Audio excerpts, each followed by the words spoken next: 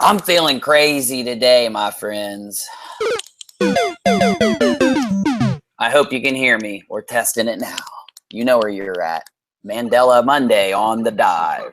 And I got a loop. Oh no, kill the loop, kill the loop. I killed it. I killed the loop, no worries. Here we go. Diving in. You know where you're at. I don't think there's anybody here yet. That's okay. We just hit the button. Let's let them get in. Here we go. Oh, someone's here. All right. Rock it. Roll it. Let's go. I'm crazy.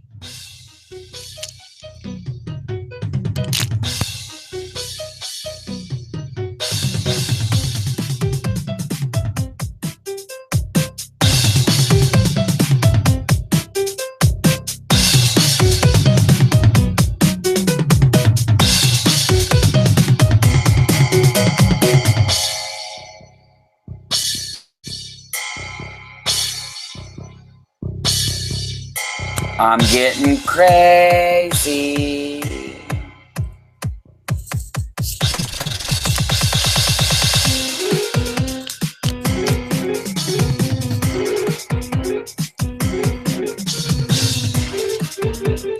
Crazy.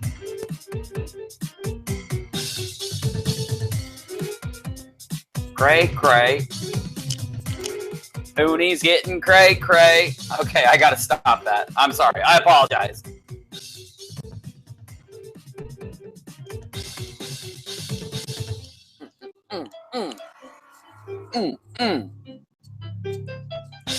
Oh!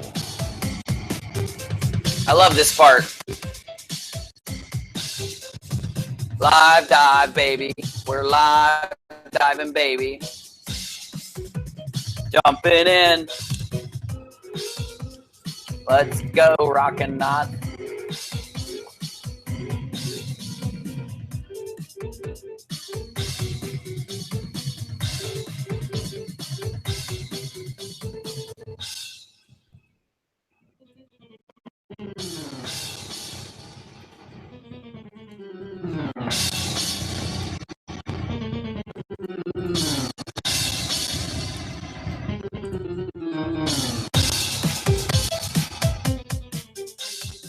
I'm glad you guys are here. We are prepping the prepulator, modulating the modulator. We're even streaming the streamulator. That's right. We're getting ready to jump in. It's the live dive.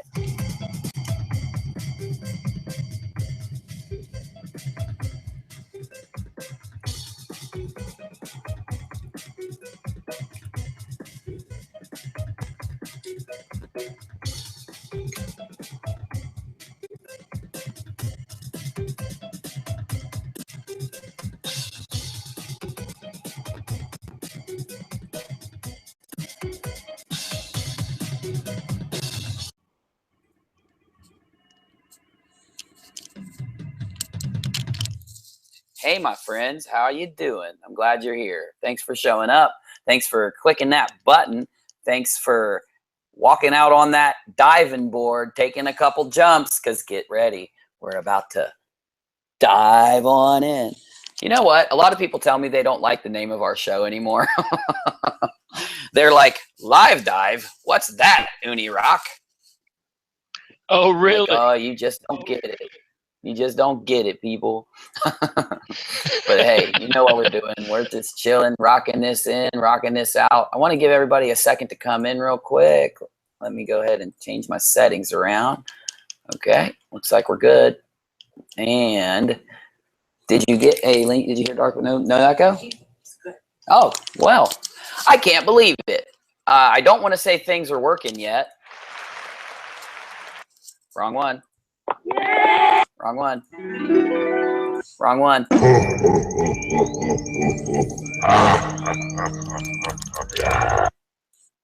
That was my voice. That was me. That was all me. How you doing, Darkwolf?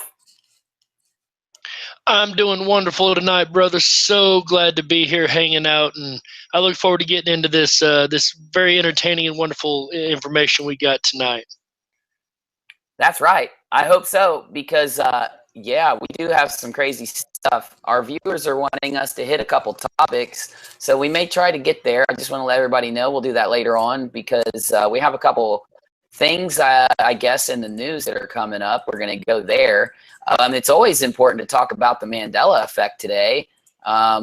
Did everybody, nobody knows this, actually. Monday is the day that the Mandela effect started. It started on a Monday. That I didn't even know, and I've been researching it for years.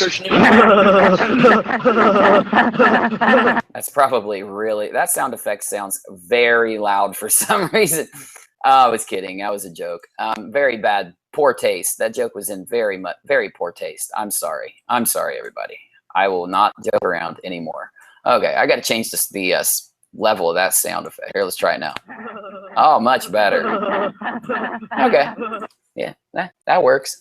All right, so let's get into this. Okay, so what do we got going on at the Rock today? Well, you guys been following everything that's happening in our community? There's some strange things going on in the community. So I don't know, man. I know it's kind of a crazy topic, but since we're going to be talking about the Mandela effect and stuff like that, I thought maybe we could define what our community is. That'd be one good thing to hit.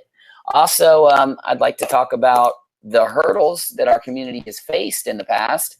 So we're going to hit the community. I'm just going to sum that all up with that topic. I got a list. I'm generating a little more to the list. And there was this really strange attack. And we're not going to talk about that because we talk about conspiracy stuff. But there was a strange attack and it was being reported on. Well, all of a sudden, the reports, you know, like the news reports that were listed for this stuff, they started to, oh, how do I put this in a way that it's not going to creep us all out here? The reports were deleted from the internet. This is the nicest way to say it, the most logical way to say it. So we're going to talk about that because you know what happens when something disappears anymore. A lot of people are quick to say Mandela effect. So we're going to tread the waters there and see what we can figure out. Of course, we've got a couple segments to do. I want to show you guys this thing that I made today. I think it'll be cool. It's going to be a fun little thing we're going to do. We're thinking about doing an entire show named this. Hold on really quick. Here it is. All right, Darkwolf, take a look at this thing right here and tell me what you think. I've been working on this stuff a little. Here it is. Well, let me take a second. There we go.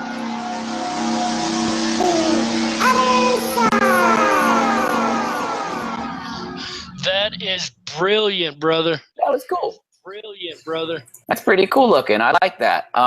Okay, so what I showed you there, we do this thing where we want to get every side of a conspiracy or both sides of a conspiracy. You know what I mean? And too often we forget to tell people what the other side thinks. Now, when I say the other side, let's just say we're talking about the Mandela effect. And for a long time, we've been sitting here speaking about how a lot of people believe we're in another dimension. So I want to make sure we ground ourselves because we used to do this a lot.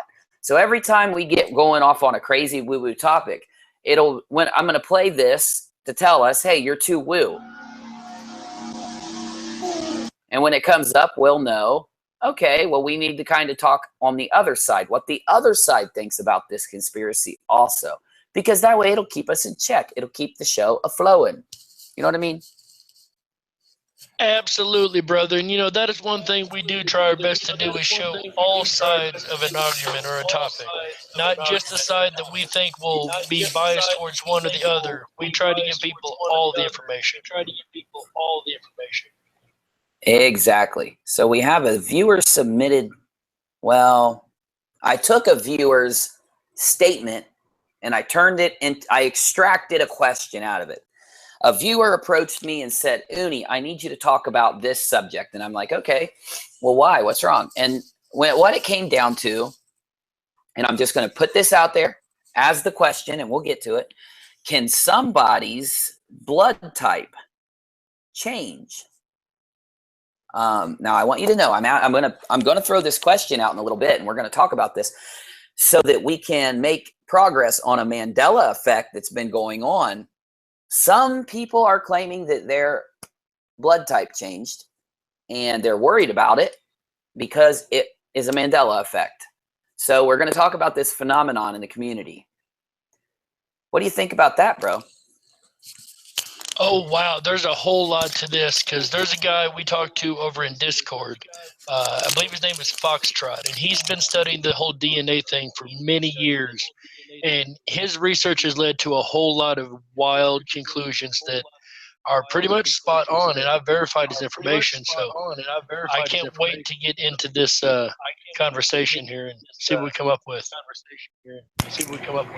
Exactly, my friend. Yes. Now, this is going to be good because it's going to help one of our members of our community feel a little messing up my microphone. Sorry about that, guys. It's going to help a member of our community feel a little better about some of the things that's going on with them. So I think that's an important topic to hit.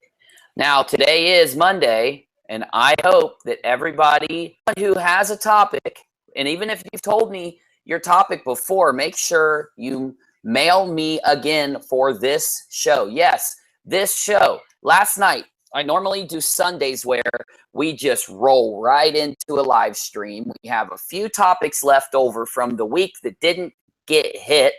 Well, we have that for today because we did not do that yesterday. So, also on Sundays, I let the audience steer the show. But we did an interview yesterday and we had this very long 4-hour stream. And I want to say I'm happy because I got more feedback about that stream from yesterday than I have on probably any other stream we've done. People really enjoyed that stream. So if you guys want, I know Zero Sister may be watching from yesterday. If you have something that you want to say about yesterday's show that I will read to Zero Sister, send it to me on the email address that's up. Also, if you have a topic you want us to try to hit, I want you guys to know it's not easy to hit every topic that you send us every time. So if you have a topic you want us to hit tonight, we're going to do our Sunday night show, and you can mail this link, your question or your topic, and we will hit it for you tonight. All right. So to sum it up, we've got a great show that's going to center around that thing that everybody loves. You know what it is, the Mandela effect. Now, we're going to get into it just a little bit deeper, We're going to dive a little deeper into this topic than we have been lately because we went back to basics for about a week and a half, and we hit a lot of the basic topics again. So tonight, I feel like I just may tell you guys my theory one more time for anyone that has not seen it yet. I'm going to tell you my theory on the Mandela effect, and I'm telling you, and Rusty, thank you for the topics, buddy. I will get to them. Anyway, my theory on the Mandela effect is a big one, and it encompasses a lot of the other stuff that we've heard about the Mandela effect in the past, and I'm going to give you guys a shorthand version of that theory. So it'll be good because I haven't brought it up in a while. And I know we've got a lot of new viewers that may have never heard one of my theories on the Mandela effect before. So we're also, though, and I forgot to tell you, we're going to talk about time travel, but it's for a different reason. Story has been requested as a topic many times. We have hit it. We're not going to really talk about Teeter that much, but I will let you know the time travel, I wanted to say problem. Oh, good. Okay. Thank you, my friend. Whoever sent me the email, I tried to see what the name was when it came in, but I missed it. No worries. We're going to get to that here later on tonight. So thank you very much. We appreciate every submission. It helps us with our show, and it helps us bring good content to you guys. And the content you want to see, too, which is always good. Everybody should be happy about that. All right, so before I get going any further, before I get crazy, we're going to jump right in for this dive. And I'm glad you're with us, you guys, because I need you here to be able to do these dives. And no matter what, you guys just don't disappoint. You guys don't disappoint. You're always chilling. You're always rocking. Unirach, get ready. I'm going to cue a song here, and I want to make sure it goes through. We're going to ping the different sides of the tube for not that long, just a few seconds here. Let's get our peeps in here. Let's figure out what we got going on tonight. You know where you're at. We're diving on the rock.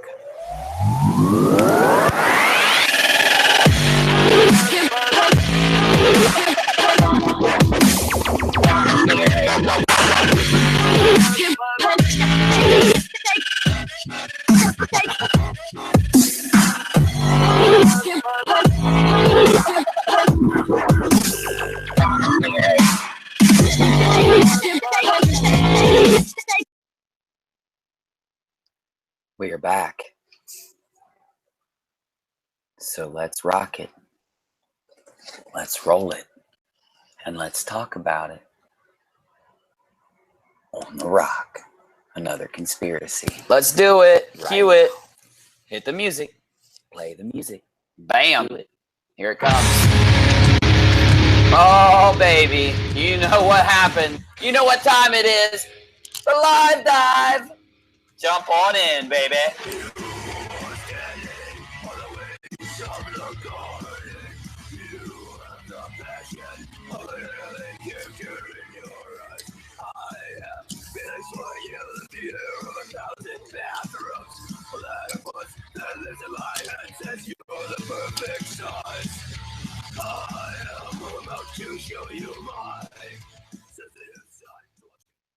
Oh, I love that song. I should have played the whole thing. No, I'd scare everyone off. Everybody's scared of metal around here.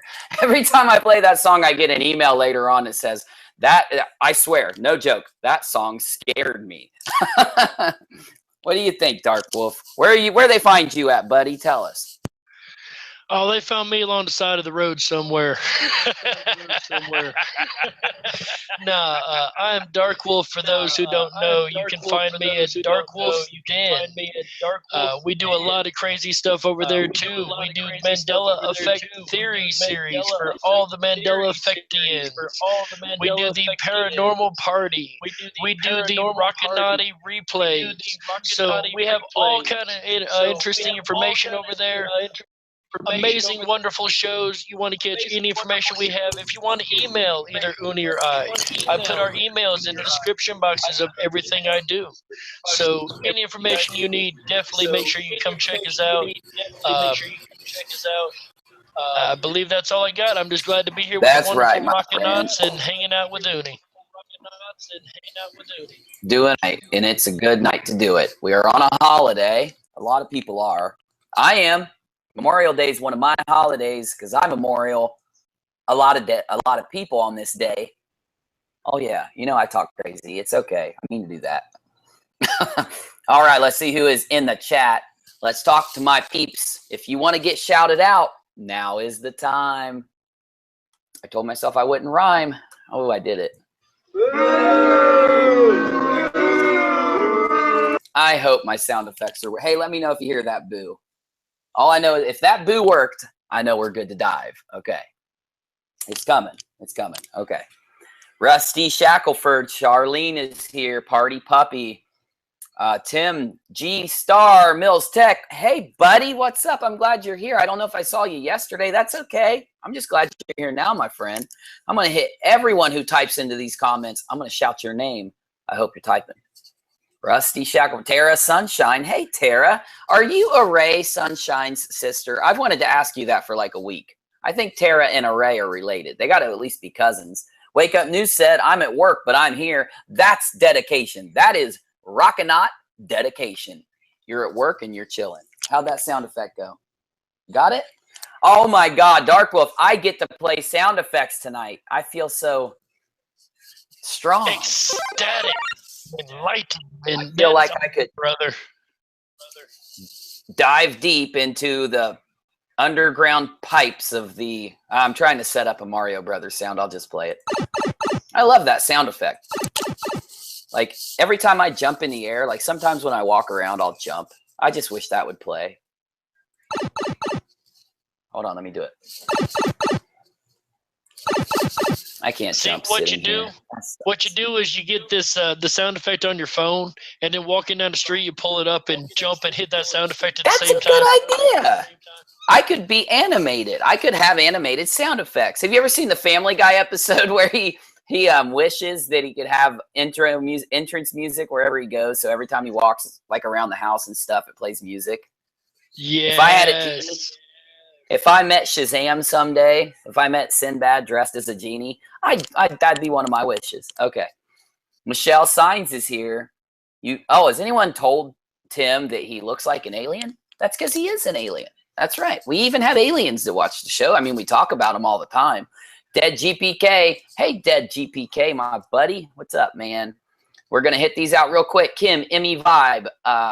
Joe is here. Shannon SL311, Steph, Vanilla Kirsty. I mean, we've just got so many people. Brian DeBrain, you need to email me, my friend. Tell me if you want to come on the show in a little bit, and I'll pump you right in here for a short interview. That's right. I told you I would, and I will. That's right, because you got to check out his Chan. Jonar Games, hey, buddy, I'm glad you're here.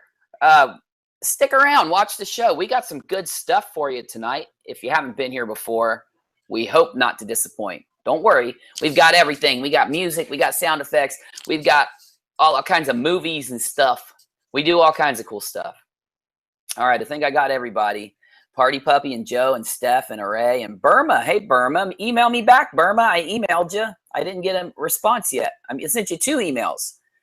High Anxiety. Dude, I love your freaking avatar or your picture, High Anxiety. I hope we can see it up there. That's awesome. Who is that? That's Wile E. Coyote. I love that dude, man. All right.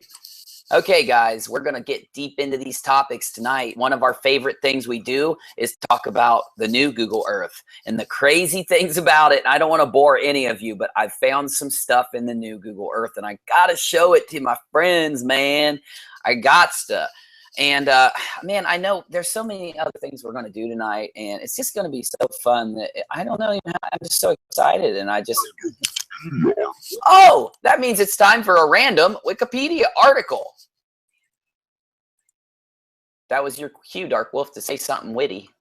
All righty, the random Wikipedia article, ladies and gentlemen. Yeah, of all times for me to like blink out and have a bad internet spot, that was the worst. It was funny. It was funny. It's okay. It worked. Ladies and gentlemen, what we do is we hit the random button on the random Wikipedia, and we wait for one of our audience members to give us a stop. And when they do, whatever we stop on, we will discuss and see what we come up with. We usually find some interesting correlations, so I cannot wait to see what we come out with this time. Ladies and gentlemen, I'm looking for a stop. Yeah, buddy. Last night we were talking about, oh, hey, Griffin Winter is here. Hey, Griffin, I haven't seen you in a day or two. If you were in here, I was busy. So everybody understands. Oh, Vanilla Kirsty got it. Whoa, this is a good one. Bottles of Grand Traverse Select Riesling produced by Chateau Grand Traverse. I don't know if I'm saying this right or not. You know, the way Uni talks, man, I am a horrible talker. Okay. Hey, I know, I can't talk. I'm going to make a show. That was a good idea. A brilliant idea. Okay. Why not? Brilliant idea. Why not? I'm happy. I don't care. I'm happy. I love the show. I'm happy. Grand Chateau Traverse is a Michigan winery located in the Old Mission Peninsula, AVA, around Traverse City, Michigan. The winery was founded by a guy and is notable for having the first large-scale planting in Michigan of what is Vitis? It's a type of grape. I know that. That's a answer on Who Wants to Be a Millionaire. I know that one. Okay. Well, we've never had a winery. Wait a minute, what the hell is this? The 1987 vintage of Chateau Grand Traverse Riesling ice wine was served at the presidential inauguration of George H.W. Bush. Uh-oh. Now that's keeping it American. I did not know that they had vineyards in Michigan or even wineries in Michigan. Oh, we got them. We got them over here. Did you hear that, though, Dark Wolf? This could be the link in this random article. We have George W. Bush. Was that an evil enough sound? I don't think there is an evil enough sound for that man. Well, it's okay because we've got George W. Bush. That's more appropriate. That's more appropriate, I think. Closer. I was thinking the evil demon laugh, but that works. How about this one? George W. Bush. Nope. George W. Bush. I just probably lost 10 viewers because they're like, I love George Bush. I don't like that they're making fun of him. I'm leaving. Goodbye, Uni. You know what? I love grapes. Okay, there is a little synchronicity here. I hadn't had a grape in a long time, and then all of a sudden I decided, hey, I'm going to go buy grapes. And the day before yesterday, I ate a bunch of them. So, hey, maybe that's it. I could just be wrong. There's a bigger synchronicity than that. What's that? Today's a holiday, and holidays is when we celebrate with wine and goods. That's true. Okay, so there could be a little bit of some links going on. All right. Well, you know what we do when we get a crazy random article? When we do the random article, we push the button one more time. Hit it again. Oh, we got a year. Hey, find out what he needs, okay, please, Rachel. Yeah, we got a year, 1734 in Wales. Can you see the screen for me, my friend? It's quite blurry. I can see it, but it's got a bad blur to it. I can't actually read it. Well, how about let me see if I can zoom in here. Nope. All right. I'll do it. It's all good. All right. So incumbents, we've got events. Let's see. Okay, because we have a segment. The reason I'm doing this, we got a year, which is good, because I got a segment called Today in History, and we do this. We go to a year, usually the day that we're on, but sometimes it's a day behind. Who knows? The thing is, though, I thought, well, hey, if we're going to read about a year, we can do the same thing as last time. The weird thing here is it's talking about Wales, but that's all right. I like Wales. So I guess it tells us that the Prince of Wales was Prince Frederick. And first entry in the Diary of Buckley. I don't know about that. Yeah, there's not much else. I thought we might see something good here. Oh, there's a poet that died in 1776. Yeah, nothing that great. You know what's weird, Dark Wolf? We never start a show with a random Wikipedia article. Have we ever done that? Not that I can think of. I believe we wait till about the middle of the show or even towards the end to do those.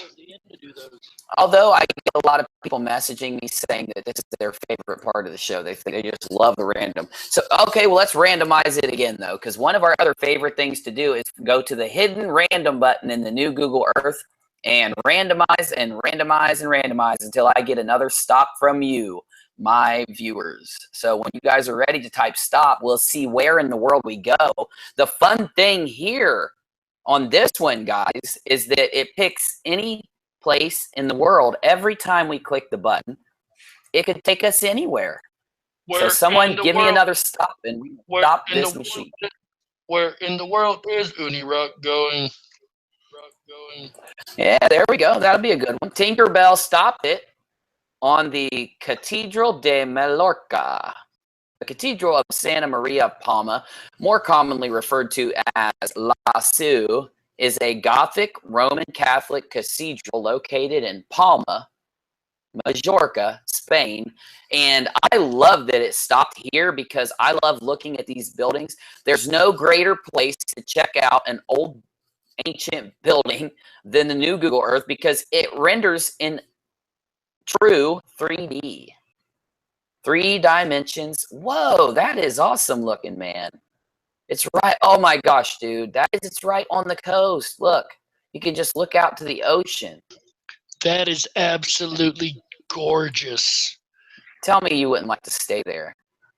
Oh, I'd love to sit on top of that roof and just look out across the entire ocean and city. Man, that would be a beautiful view. I'd pretend like I'm in Assassin's Creed. I love that game.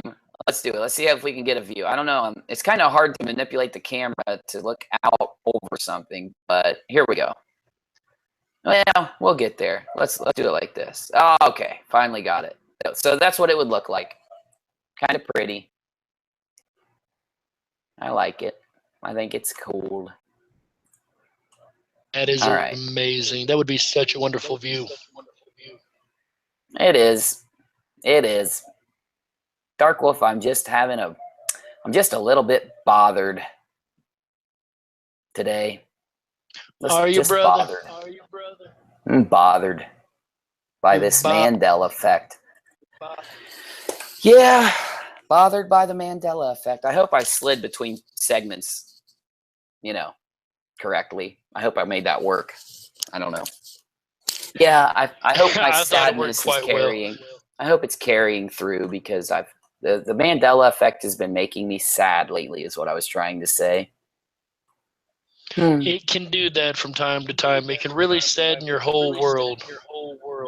I know I'm sounding a little bit fake because I'm acting like I'm saying this for the show, and I am. I'm saying it for the show because we're supposed to go this way right now. But the thing is, it's true. I wrote the segment out because I am feeling a little bit. Now, everyone always says focus on the positive, and I am. I'm bringing up something that has been affecting me lately, but I'm doing it so that I can kind of maybe find the positive in this. So hopefully that will happen, But I've been down. Now, I'll tell you why. I'm going to go ahead. You guys are I trust you, okay? I'm not lying. This is not part of my show, me saying this.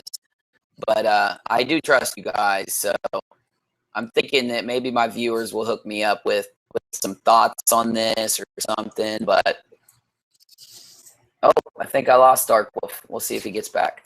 But yeah, we started to find out that a couple of our favorite channels are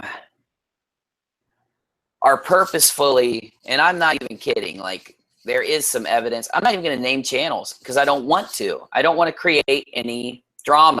So if I keep it anonymous, I don't see why there should be drama. I just found out that some of my favorite channels are kind of creating content, and I don't mean in a good way. And it just gets me down. Oh, I think I got to show you back in the broadcast, buddy. There you go.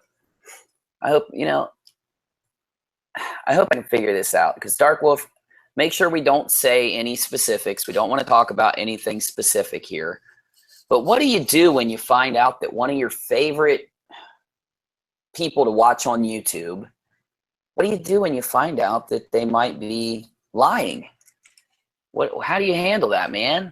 How do you handle it? Well, when I find out that one of the channels that I enjoy is purposefully, repeatedly untruths to the people, and they've been corrected and refused to correct themselves, at that point, I have to automatically unsubscribe to them. Why I did it. You're cutting out. I think I got the gist of what you were saying. I think you said that, the first thing you do is unsubscribe when those situations happen, which is true. I tend to do that myself. Actually, well, not at first, though. You know what's weird? I don't unsubscribe at first. I'm not telling anyone what to do. If you feel you should unsubscribe from a channel because you found out something bad about that channel, do it. Follow what you think, follow what you feel. That's what you should do. Now, personally, though, it's weird hitting the unsubscribe button. And anyone that's watching this on podcast, if you don't know when you think anyone that would be watching on a podcast, they don't know how YouTube works. Do you think that's a thing, Darkwolf? Should we worry about that? There are new people coming into technology all the time at all ages. So I say it always helps to give that little. Okay. So how YouTube works, I know. I know. Wait, there's a loop on Darkwolf right now? An actual loop. Yeah. A bad loop. Like it's big. Darkwolf, go ahead and drop out. Give it about 10 seconds to come back in real quick. You got a loop. We're going to try to fix you.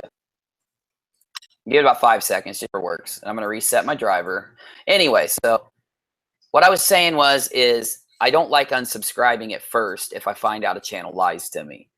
The thing is, because I got this reservation that sits in the back of my head that says, like, maybe I've got it wrong. Maybe there's some excuse. Maybe something happened.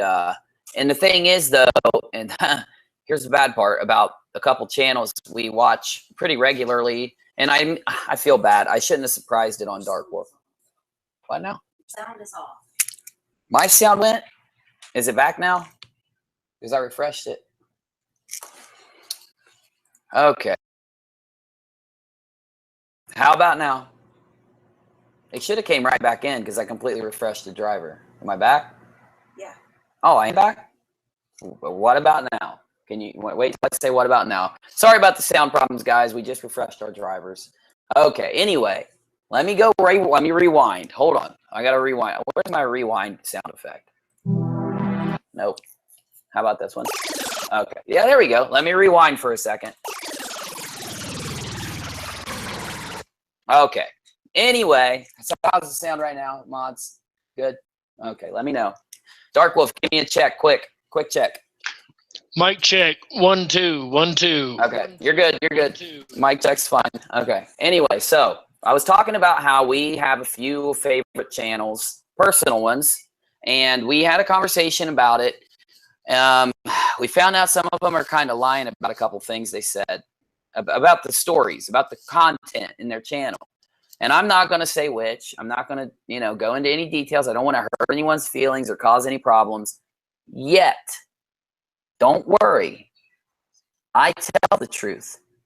If I will let you know, I want to make sure there's enough time, a day, a 2, a 3, so that I can make sure the information is factual. Once I do, I will let you know.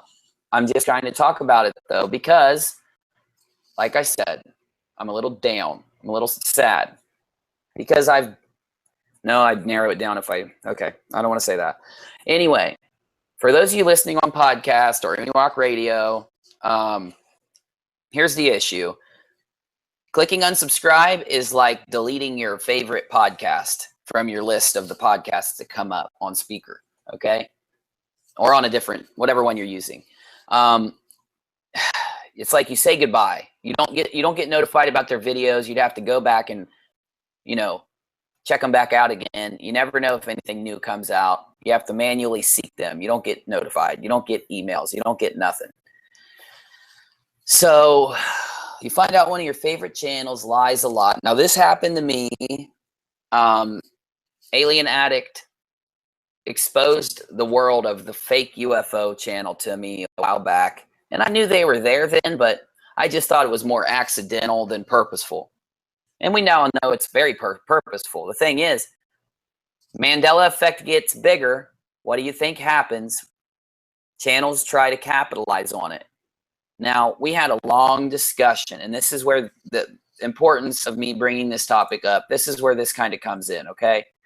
We had a really long discussion amongst ourselves off the air about, just whether it's important to go right out, give them time to see what happens, about what this means. Like, do we watch their stuff anymore? Do we trust what they say anymore?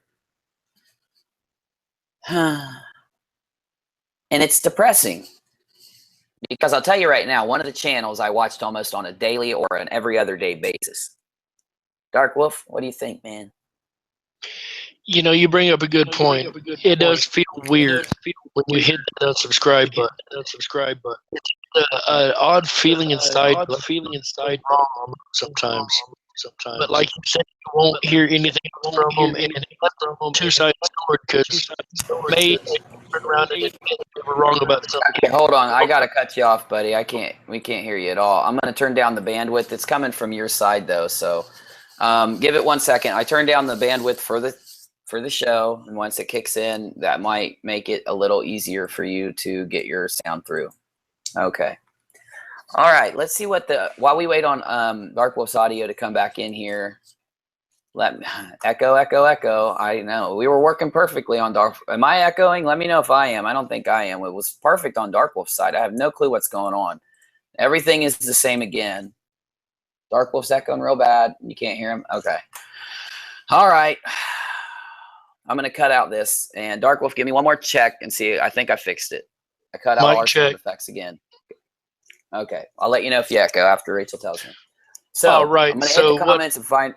Oh, wait. We want to make sure you're not echoing before you go into it. I'm going to hit the comments while we wait on the check on his sound echo, and then we will hear what Darkwolf thinks real fast, because I don't want him to echo through the whole thing and you not hear him. Okay. Go ahead, actually, Darkwolf. We just got the confirmation.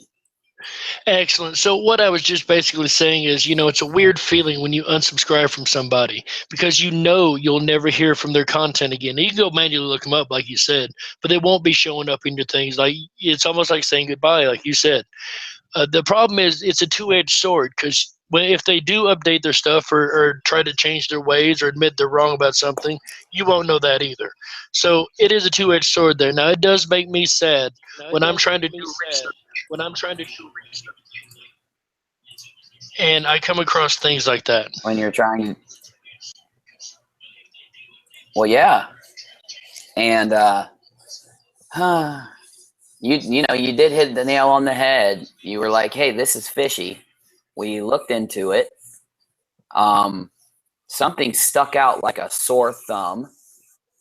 And it was a little different of a video than the channel normally does. So we didn't even really pay attention to it at first. Well, once one of us kind of caught wind that there might be something fishy going on, we went back and watched the whole thing. Now, here's how we operate, right? I don't know if some channels don't expect us to watch every single second of a long video if we're analyzing it, but we did. Now, we weren't like doing it on purpose or anything. We just thought, hey, something fishy, let's check it out. Without giving away any details, we're confirmed over, 100% confirmation that it was a fabricated thing. And it's almost like when I found out Secure Team 10 was purposefully lying. Now, I knew they were lying about not lying. I knew they were putting out bad stories sometimes. And that would be like, I don't know, who's like a really big Mandela effect guy right now, Darkwolf? I would say somebody who the community really trusts their ideas and examples would be maybe Moneybags. Okay. Now, it's not Moneybags. I'm not saying that. But a lot of people, a lot of you, okay, a lot of you guys know, and I know this because you've told me, a lot of you guys watch Moneybags, okay? So let's just say all of a sudden you find out Moneybags made up 4 different Mandela effects straight from the ground up, put them in a vote and said, hey, vote on this for me. Tried to make them look juicy, tried to spice them up, tried to get them as, crazy and, as clickbaity as he could, put them all out there, got a whole bunch of views. Everybody loved the video. And then somebody says, oh, wait, look at this. And you're like, wow, it's all a lie. That was all a lie. And that's what we have been dealing with for the last 12 hours or so. And it does still affect me to now. I thought it'd go away, Darkwolf. I was did it really go away hoping for you, or does it still bother you? It still bothers me. It bothers the heck out of me because I really wanted to believe this channel's information, because I really like them. I'm honest with you. They swayed me to liking them, and I really wanted to believe their stuff. Now, again, this is not Moneybags. I want to put that out there. That was an example I was using because he is trustworthy to me. Yeah, I said give me a big channel in the Mandela community, and I was using an example, and I said, what if Moneybags did that? It wasn't Moneybags. There was no Mandela effect behind it because I made that up. I was saying if Moneybags made a fake one, how would you all feel for the people that really watch him? Well, that's how it was for us with this other person. It wasn't Moneybags. I knew that would happen, but it's okay. What it means to me, because look, it's important that we think about this, you guys, it really is. It means to me that when I go back and see a true video made in the future by the same creator, I even question that. Let's say they come out with some information and it's even super true after they've done this fake thing, right? I start to question that myself too. Just because of the one fake thing they did, you know? It really sticks with you. I mean, someone can have, let's say, the biggest story on their channel. The biggest story. And it can convert so many people to thinking the Mandela effect is good, or that UFOs are real, or anything. And then all of a sudden they put out one fake video that they invented themselves to try to get views and try to get people to think a certain way, and it shatters everything. It really does. So then it blows their credibility right out of the water. Yeah, it starts to kind of, let's just say, in my opinion here, I think it would go as far as to say that it ruins the rest of the experience. It really does. Okay. Give me a second, guys, and we will roll into the next topic. I thought that this song would kind of be a good song to transition out of this topic. It's not. It's very evil sounding, so it's good for it, but let's do something a little more upbeat. No, not that one. Where's my favorite song? I can't find it. Oh, I found it. You're on the live dive.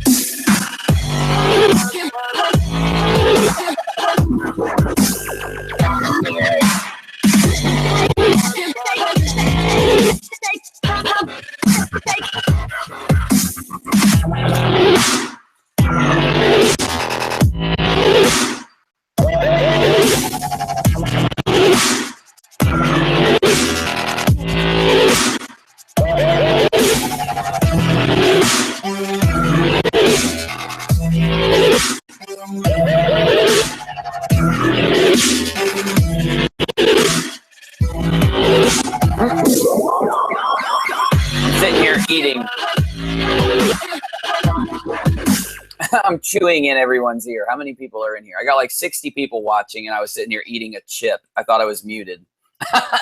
I apologize, y'all. I love you guys, though. Hopefully you won't be mad at me. Yeah, man. What is up with this? There's so much good content out there, guys. All you got to do is look out into the world. All you got to do is type something in. You'll find it if you look. Why fake it? Don't do it.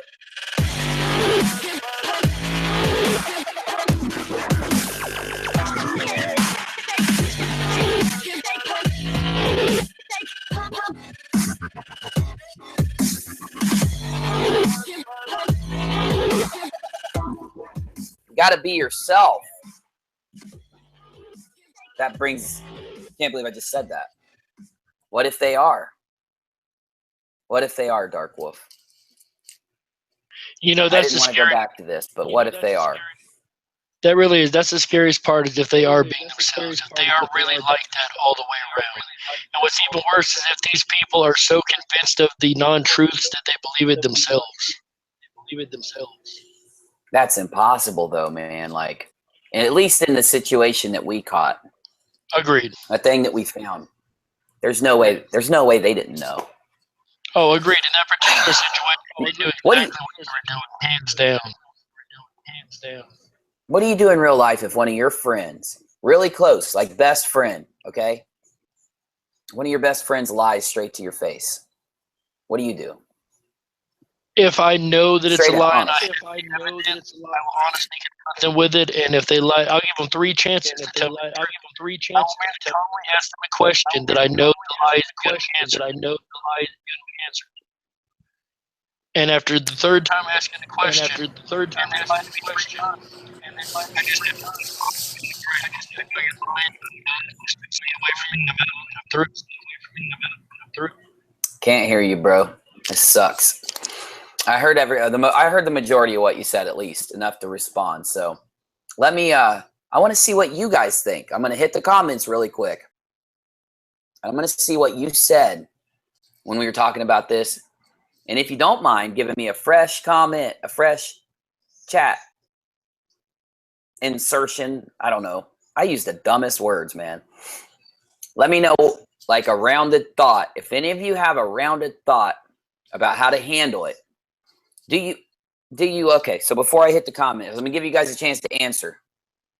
What would you do if you find out one of your favorite channels lied on a story? Do you just, now let me know what you think. Type this in. If you have an opinion, put it in there because I'll hit it. I'll read it. Do you tell them? Do you contact them? Do you say, look, I know you lied on this. Why? Do you just let it go? Do you just unsubscribe? Do you give them another shot? Do you just say, well, that was just one video, man. Maybe they were in a bad way that day. Do you ever trust them again? I wonder if anybody just ignores it and just moves on and loves watching them anyway. I wonder if it just doesn't bother anyone. If there is someone out there that it wouldn't bother if a channel did that to them. Because I have another question for you after I go through the comments. And it relates to a lot of stuff that's going on right now. And I really love to have your thoughts. If you got a long one, if you got a long thought that's over 200 characters, please, pretty please, send it right here.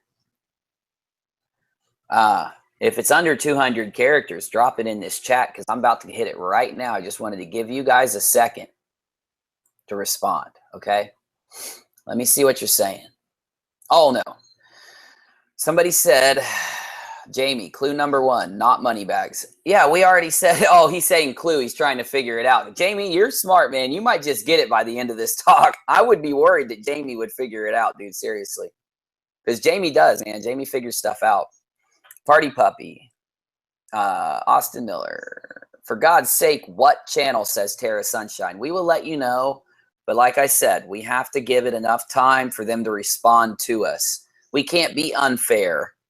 We can't just blast them right now. Don't worry, though, guys, because look, we're going to blast them. We're going to put them on blast. If you know that if you're from the United States and you know what that is, we're going to put them on a loudspeaker and shout their name for the word. We will do that, okay?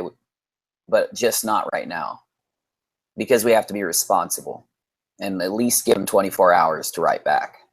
But tune in this week. We're not only going to tell you what we found in a responsible, kind way. Hopefully, we will get them in here to talk about it. And as uncomfortable as that could be, it may just fix this situation. But remember, we're not talking about a specific channel right now. We're just talking about the subject. Charlene says, it makes me sad when people make stuff up. It's disturbing. It creates distrust. I agree with you, Charlene. That's an excellent point, said in an excellent way. Data Junkie, Unirock already said it. It's Secure Team. No, that was just the one that, it's a Mandela effect channel, the one we were talking about. And Secure Team was a long time ago for me. It was in the beginning of my channel. You can actually see when I found out, because I did like 3 videos on debunking those videos that bothered me. And I proved how those videos were lies. Jay says, you guys don't know who it is. We haven't told you yet, Jay. Like I said, just out of respect. Michelle Sign says, make sure you're not running Discord also. If it keeps happening, try to come in here through the Chrome thingy. Don't use the YT app. That's right. I'm just kidding. I have no clue what she was talking about. I'm just trying to pretend like I'm in that conversation so I can be cool. All right. Okay, making sure no one else responds. Okay, Albert Kerr says, there's enough fake deception in the world without adding to it. You're right. That's very well stated, Albert. I agree with you. Brian says, I was thinking Secure Team, but somebody said he said it already. Yeah, I mean, you already know. I know Secure Team lies all the time. I've proven it on my channel so many times that I don't even need to debunk them anymore. I don't even watch him anymore to debunk him. Because Secure Team And it's nothing against him. And I've told you guys, I don't care if you watch Secure Team, even though I don't, or that now that I know that, you know, he does it for the money. It's a little different when you do it for making money and you do it for the people. That's different than someone who does it for the money, because you have to make money on these types of things. But the issue is when you're willing to fabricate or float towards a certain topic more than another because of money, then that's where the issue comes in. You know what I mean? But I will say that I do that in the way of picking trends. I mean, kind of. Do I do trends because I want to get a whole bunch of views? Well, I did in the beginning. I thought, hey, if I report on trends, people might see me more. And it's not true. They don't. You can have a trend happen and do a video on it and still get 2 views. No joke. Because that's not what puts you in the YouTube search engine. So you got to just follow your heart and do the topics. And that's why I did this topic today, man. It was weighing on me. Okay. Cindy Hargett says, oh my God, not next topic. Oh, when I first read you say that, Cindy, I thought you said, oh my God, next topic, like you were begging me to move on. I don't know. I like this topic though. Name and shame and unsub, Albert Carr says. Well, we kind of do that. We name them. We never shame any channel. And then do we unsub? It just depends on how this all resolves. Because listen, we have come out before with channels who have, you know, we'll say made bad content. We'll just say made bad content, meaning the fake stuff. Because I don't care what you do. You could do crochet videos. You could do videos where you make necklaces. You could do videos where you do face paint. I don't care. You could do videos on anything, and that's a good video. As long as you're informing people or being funny or entertaining, as long as you're hitting what you're trying to do, depending. Heck, we got a guy that does a video just about his favorite creators and puts those out there, a picture of them and their one of their pieces of work, and just makes a video out of that, and that's absolutely brilliant. Mm-hmm.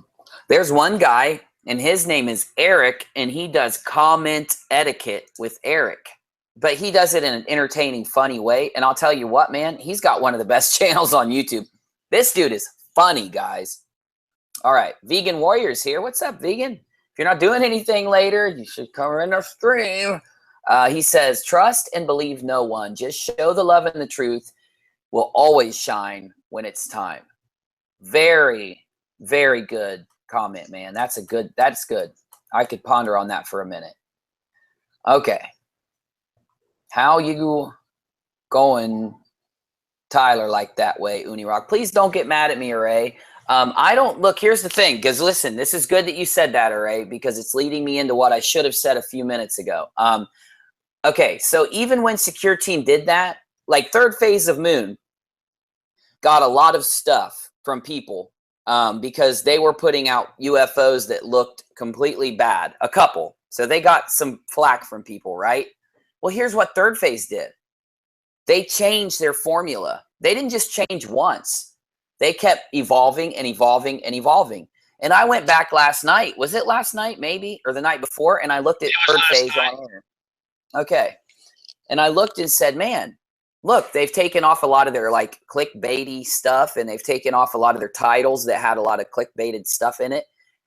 And then I after the show, I watched something, and I'm like, you know what? I can tell that Secure Team is doing their best to try and fix this. So I'm not talking bad on Tyler. If he's making good content now and he's not still doing what he did at one time, I'm all for watching him. I would go watch him again. I mean, you make mistakes as people. Sometimes you make mistakes without meaning to. Sometimes you make mistakes on purpose, or you know, and lie or something, and you just learn a lesson from it. I watch a channel who learns the lesson and then continues, and that's where I was going to go, and I got sidetracked. So I need to go in and look at Tyler, and I will, because you made that statement, Array. I'll go back tonight and I'll watch some of Tyler's stuff, and I'll see what he's got going on, and if it's better now, I'll give him another chance. I'm always about giving someone another chance if they're willing to change. Okay. Wait, the topic is not over, says Party Puppy. That's right. We came back. All right, let's see what anyone else says here. Oh, anonymous. Okay. Listen to this, Dark Wolf. Anonymous says, I'm back. How is everyone? I've got 6 people watching on the big screen tonight. Well, guess what? Anonymous, drop their names and I'll shout them out in a little bit. And when I do the next comment, shout out. Or if you can type them in real fast, I'm almost at the bottom though, buddy. You only got a couple seconds. Uni got the moves. Oh, I'll be dancing, bro. I'm just playing. I really suck at dancing. If you let them ruin your experience, you're giving them power. Let go. Find truth for self. If they said they lied about it, then speak of the lie, but don't let it bother you, Unirock. Well, yeah. I mean, I see that one, but it's someone who I don't want to go any further. I almost gave a bunch of clues, and I've stopped myself every time. Back up this stream, you'll hear Uni say secure team, and he said that channel is night 2. Did I? I'm sorry, Data Junkie. You make mistakes, so you're saying you are human? Crap.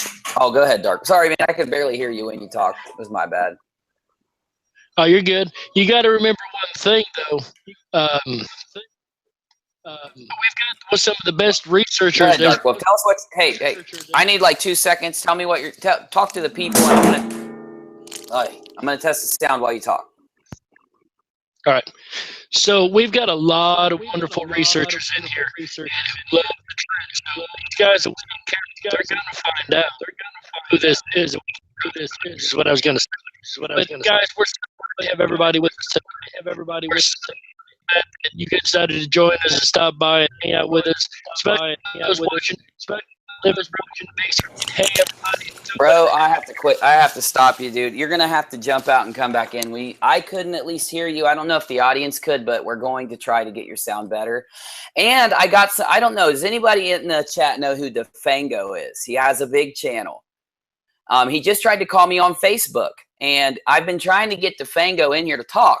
So I am going to take a short musical break while I call Defango back, see if he wants to come in and talk to us on the stream and do an interview. So please don't leave, because Defango he has a great, yeah. Stariana says the sound is messing up. Yeah, I know. Darkwolf's sound has just been really bad tonight. So yeah, we'll figure it out, guys. We'll see if we can do something to get Darkwolf working better. Anyway, though, Defango's calling me, and I want to get Defango in here and do an interview on him, so you guys can see what he does, hear what Defango does. He can give us some of his insight onto our topics. So don't go away, because in about 30 seconds after I message or call Defango, I'm going to give him a link, and I'm going to see if I can get the man himself, the famous, awesome, because I love this guy and I love his stuff. He's a smart dude, and oh man, if he can get in here right now, that'd be so awesome. So let me cue a song, and let's get our guest in and see what we can do tonight. Now, I'm going to need at least a minute-long song. Oh, I know what I can do here. Well, our sound has been pretty bad lately tonight, huh, guys? So I'm not going to play anything that has words. Oh, I got the perfect one. Okay, guys, sit back for about 30 seconds, I hope. Shouldn't be any more than that. And try to chillax for a minute while we get Defango in, if he can. And if not, we've got a presentation anyway. Let me reach out to him, see what he's got going on, and we'll see what we can do on the live dive.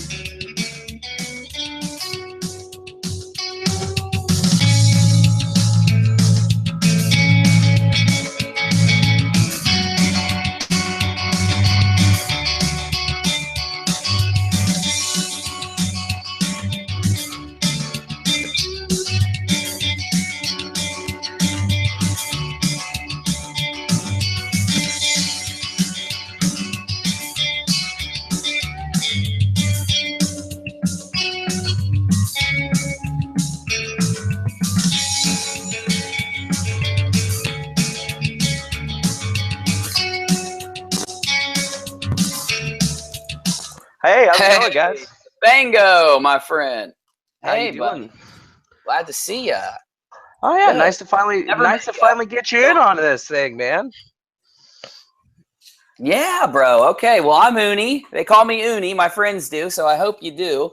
And do me a favor, man. Tell us what you do over there at your channel, and I'm gonna drop some links for you so everybody knows how to get to you. Awesome, man. Well, over at my channel, basically Defango, we do a whole lot of really, really interesting stuff. I've been posting videos for a really long time, but I kind of investigate different happenings around the world. I work on puzzles like Tengri 137 and Cicada 3301, and I like to have fun with my life. I'm usually streaming almost all the time. My channel is usually always on with something random going on, but like I try to utilize my channel as something that's fun. Basically, I'm just sitting in front of my computer just working on shit, and it's really fun for me, honestly. Like, I really enjoy what I've been able to build, and I think that it's growing in a very interesting way, because like, I've seen all kinds of people, even you yourself, man. You got tons of people that are watching you, and honestly, like, I feel like sometimes we have kind of the same idea, because there's so much stuff to cover awesomely. You just got to be able to do it, right? Yeah, bro. And I've watched some of your stuff, man. It's so fascinating. I'm so glad you came in because I can have a chance to pick your brain about some of this and understand it better. Yeah, and no, I love what you said. It is crazy to have the opportunity to make a channel and grow and get more viewers. I know a good portion of my viewers know who you are and have been excited to get you in. And I know Arraysunshine kind of facilitated this, so I want to thank her for getting this set up. So.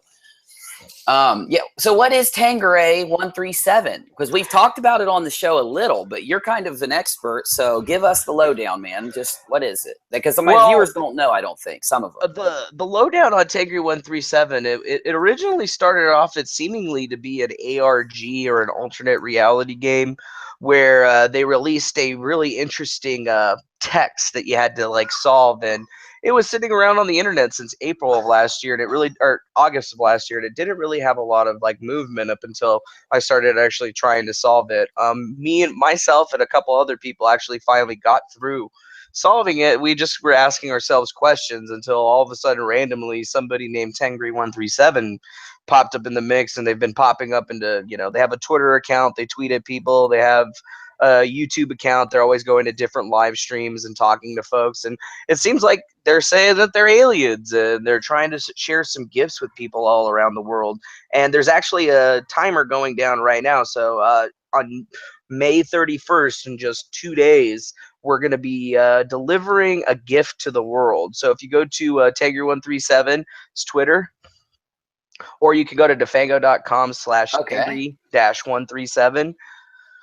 And I have a link to most of the stuff that you guys can look at. I just put it on my website so people can check it out. But what's going on? Oh, just Defango, not Dan Fango. DAFANGO? DEFANGO. Oh, okay. Sorry about that, bro. No worries. My fingers don't work sometimes. Mine too. You should see me trying to type something. Oh, look at that. Oh, this page can't be found. What's going on? Dude, I think somebody's attacking my website. I probably right spelled Tengri wrong. Yeah, just go to defango.com, and there's on the top bar, there's links to each of the things. You'll see it pop up. Cool. Might need to make. So they said they were aliens and they're going to give us a gift? Yeah, they're going to be giving us a gift, and like, I've actually seen the gift itself. I mean, it seems to be some technology that isn't quite new, really. It looks to be a solar collection system that uses parabolic mirrors and a array to basically transform sunlight into a beam of sunlight energy. So compressed sunlight, in the sense that it's like magnified a whole hell of a lot of times. And it seems that what they're trying to give to people is a way for us to basically pipe sunlight to different places. Now, it's not free, it's technically free energy, because you're just collecting sunlight from the sun, so it doesn't break any laws of thermodynamics. It's not going against the Maxwell equation.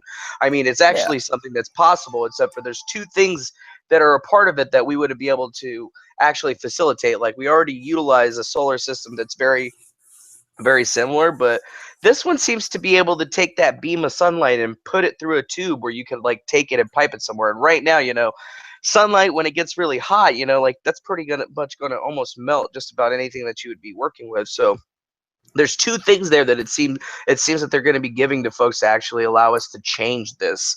And I was like, okay. And the second thing that they're going to be giving us is basically their delivery method or the delivery system. And it's like how they're actually going about and delivering the message to everyone. So they went out, they said, hey, we want to get all these people together. We're going to send a message to the entire world through mail, email, social media, whatever, what have you. Hell, you can call people if you want to.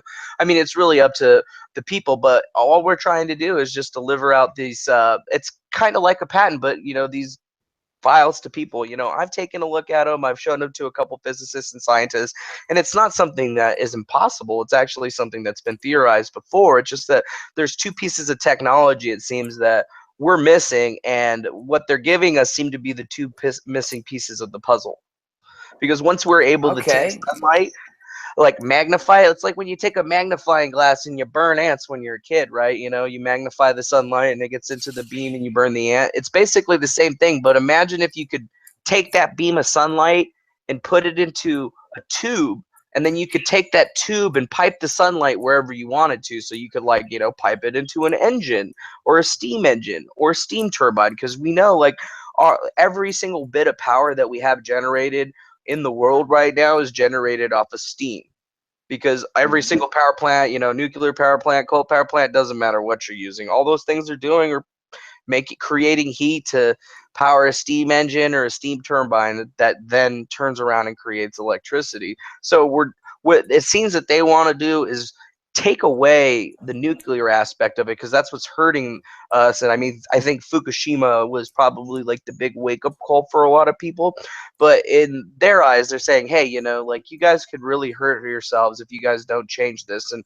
with this system, it's not only a way for us to just retrofit every single plant that we have, because we could do that. We could even utilize this if we had it up to scale. Like, think about this thing circling the entire globe, so as the world spins, it's collecting electricity from the air, as the sun is hitting it, or as the sun's hitting the planet. It's just collecting whatever's just out there. And then we're taking that sunlight and we're piping it into places. And once we collect enough of it, we pretty much have enough energy to do anything. Like, we could legitimately completely just burn up nuclear waste like we threw it into the sun, which is very interesting. But they're talking about giving us gifts. They're going to keep giving us gifts, but it seems like this is the first one, because they want to see, what humanity is going to do, what the people are going to say, because I know what everybody says. Oh, aliens. Oh, they're not aliens. Or, oh, it's just four people from a bunch of different places in the world having a fun game. And I mean, regardless of what you think, we're finally getting to the end of their first stage. And it seems fairly interesting to me that, I've tried to look into it with an open mind at every step of the way, because I mean, I could be like everybody else and just, kind of shoot it down or whatever and just be like, oh, this is stupid. But, where's the fun in that? Yeah. Hey, it gives you something to really think about, and it's a good exercise, it seems like, in the least. But I want to introduce you to my co-host, Darkwolf, because he follows you and loves your work. He's the one who actually first told me about Tengri 137. Darkwolf, are you here? Did you get your? Let's see if your audio is coming through real quick, buddy. I believe the audio should be working much better now. I figured out one of the problems we were having. This is the second live stream without restarting my computer, so it was kind of bogged down on information. Yeah, Defango, pleasure to talk to you, friend. I've followed your work for quite a while. I remember following your whole journey for doing the Spear of Destiny and trying to search for that and following the clues on that. I think this Tengri 137 thing is absolutely just incredible, because it follows the Cicada style puzzles and whatnot, but there's so much more information coming out. And the fact that they created their own onion, both you being programmers, I'm sure you understand the intensity that takes to do. So, finding all the information you've given, I think is absolutely brilliant. And I love that you do it in a live stream fashion like we do. Like you said, I mentioned you to come on because he challenged me to find anybody who does the same kind of stuff we do. I said, I know a guy. I know a guy. Yeah, I mean, I'm doing the same thing. I was actually watching you guys, and I was like, wow, you guys have way more people watching your stream right now, but I think it's because you guys have really been attacking it a while. Like, I've been trying to pop in and out as I've been going through, and I've just been like, cool, man. Honestly, like, when I started doing this, I had a plan, and my plan was not for any of the stuff that was going on right now. It's just like, all right, I'm just gonna live stream this while I'm doing it. So if anybody says anything that I didn't do it, I got the goods, right? Like, I did it as Yeah. a video vlog for me, and then it just kind of started blowing up. So I was like, okay, like, where else are we gonna go? And it seems like, for the last month, it's been kind of a lull for me in a sense, like the sloth of May. I hate using the puzzle speak, but I mean, Yeah. those guys really, really called it. And it's like, okay, so we've been kind of waiting, and then I feel like everything's culminating up until the next 2 days. So I mean, there's probably going to be a lot of stuff that's coming up. I mean, I'm not sure what's going to happen. I know there's going to be new Cicada puzzles. I know there's going to be new stuff going on with Tengri. They're going to be getting that message out there. But I mean, your guess is as good as mine on what this shit's all about or how far it's really going. I mean, I only really know in the Cicada fashion of what they told me. And then, like, I've been battling trolls from 2 different sides that are just really, really mad about everything that I've been doing because they say that I'm misinformation or something. I mean, this morning I had my Hey. Discord got attacked when I was sleeping, so I'm passed out. Like, I'm not even walking, so I wake up to gore pictures and shit like that. And I'm just like, oh, great. That's how today's gonna be? Yeah. Hey, we have it. Well, hey, man, we have a Discord too. If you don't mind, email me sometime. If you don't mind me coming in and talking to you on Discord, I'll send you our link so we can maybe get some more servers, linked up here. That'd be cool. Go ahead. Hey, if you don't care, my viewers too, explain the Cicada puzzle because, like I said, we've hit these things a few different times, but we don't have anyone who's an expert or who has really worked them come on. First time for that, so it really helped them get a better groove on this too, I think. Well, I mean, the Cicada puzzles themselves have been around since 2012, although there are some folks like myself that had actually found stuff from earlier than that. But they're only related in the sense that it seems that they were created by the same people. But ultimately, what Cicada 3301 started off with just kind of an image that popped up on the internet on 4chan and a couple other boards of that nature. And it was saying that they were looking for intelligent people to build or do something. And I mean, the puzzles themselves have been going on for a very, very long time, since 2012. In 2014, they released a book called Liber Primus. And it's a very, very large encrypted book with very difficult to do. I think only about 15 pages have been deciphered, and it's 55 pages long. And what it seems is like these guys are like, it's like they know the future. I don't know. Like, it's very, very interesting when you're looking at what they do, because they've been able to predict a lot of events that have happening, like terrorist attacks in Syria and stuff, the bombings and whatnot. And then at the same time, it's almost like, you guys had the Mandela effect. It's almost like these guys are like tuned in and tapped into it, because the puzzles themselves have grown into like kind of having a cult following. And like some of the people that worked on the older versions of the puzzles kind of missed some very important things, because it wasn't just discussing cryptography. The majority of the puzzle actually was based in understanding history, understanding ancient theorems and things of that nature, knowing what alchemy is, and like different chakra systems, like really, really being an expanded person. And if you go look at the Uncovering Cicada wiki, those guys pretty much have everything from 2012 to 2014. But once you start reviewing all their information, it seems like they only did the cryptology stuff and they completely dropped everything else out. Gotcha. Man, that is fascinating. It's cool that, it's cool they added in stuff from ancient history and chakras and all that, man. That's awesome. It's almost like they're kind of asking for a certain type of person to kind of figure this out in a way, or maybe wake more people up as they work it.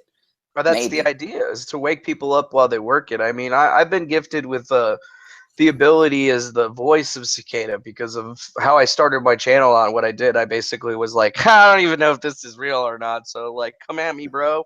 And I ended up actually getting myself kind of like messed up, because once I finally went after the spear, I didn't go after the spear because, you know, oh, I thought it was a spear. I was trying to prove to everyone that it was fake because I was just like, nah, this is all bullshit. But then I get out there, you know, I find this glow stick, I get this weird, crazy call, and then, you know, my life got really interesting after that. And then I realized that, you know, not only was this probably the real shit, this was probably this is something that's been really, really going on. And I mean, these people know things about me that nobody know, you know, like nobody should even have the ability to know. At the same time, it's like they were able to put people in my way and places. I mean, like these are some powerful people. These are some powerful individuals. And like they set up a whole thing where, you know, like they somehow were able to follow me, put tanks in front of me and do all this other stuff while I was just, you know, going to look for the spear. And after I got it, Yeah. it was like, Well, tell okay. us. I want to make sure they know what that is. Tell us what the spear what is, the myth about it, and how you, you know, we heard like how you got into it, but tell us, you know, some stuff about it so that our viewers follow along a little more. Understand. All right. Well, the Spear of Destiny was always something that has been talked about throughout history. It's supposedly the spear that stabbed the side of Christ. Now, if you follow the history of spears, that spear, like it's been through a lot of different hands. Like a lot of people went after it. Most importantly, you know, Adolf Hitler was one of the people that went after it. So if you follow the history of the spear, it kind of has like a weird happening. Like at some point, the spear was supposedly sold to the Habsburgs in Austria, and that's the spear that's in Austria right now that they claim is the real Spear of Destiny inside of their church or whatever. But about 4 years ago, a doctor named Dr. Robert Feather looked up this, or he went and he de-authenticated the spear because he found that it was actually iron from the 7th century BC and it wasn't actually old enough to be that thing. What they did discover, however, is that spear that we see isn't actually a spear. It's a covering from one of the nails that actually went into the hand of Christ. And when they do the cobalt testing on it, like obviously there's no DNA on it anymore because it's so old, but they found that it had a dating from around 33 BC. Now, it's interesting because if you follow the story, what we find is that the guy that was supposedly sold the spear to the Habsburgs in Vienna actually sold them a fake spear.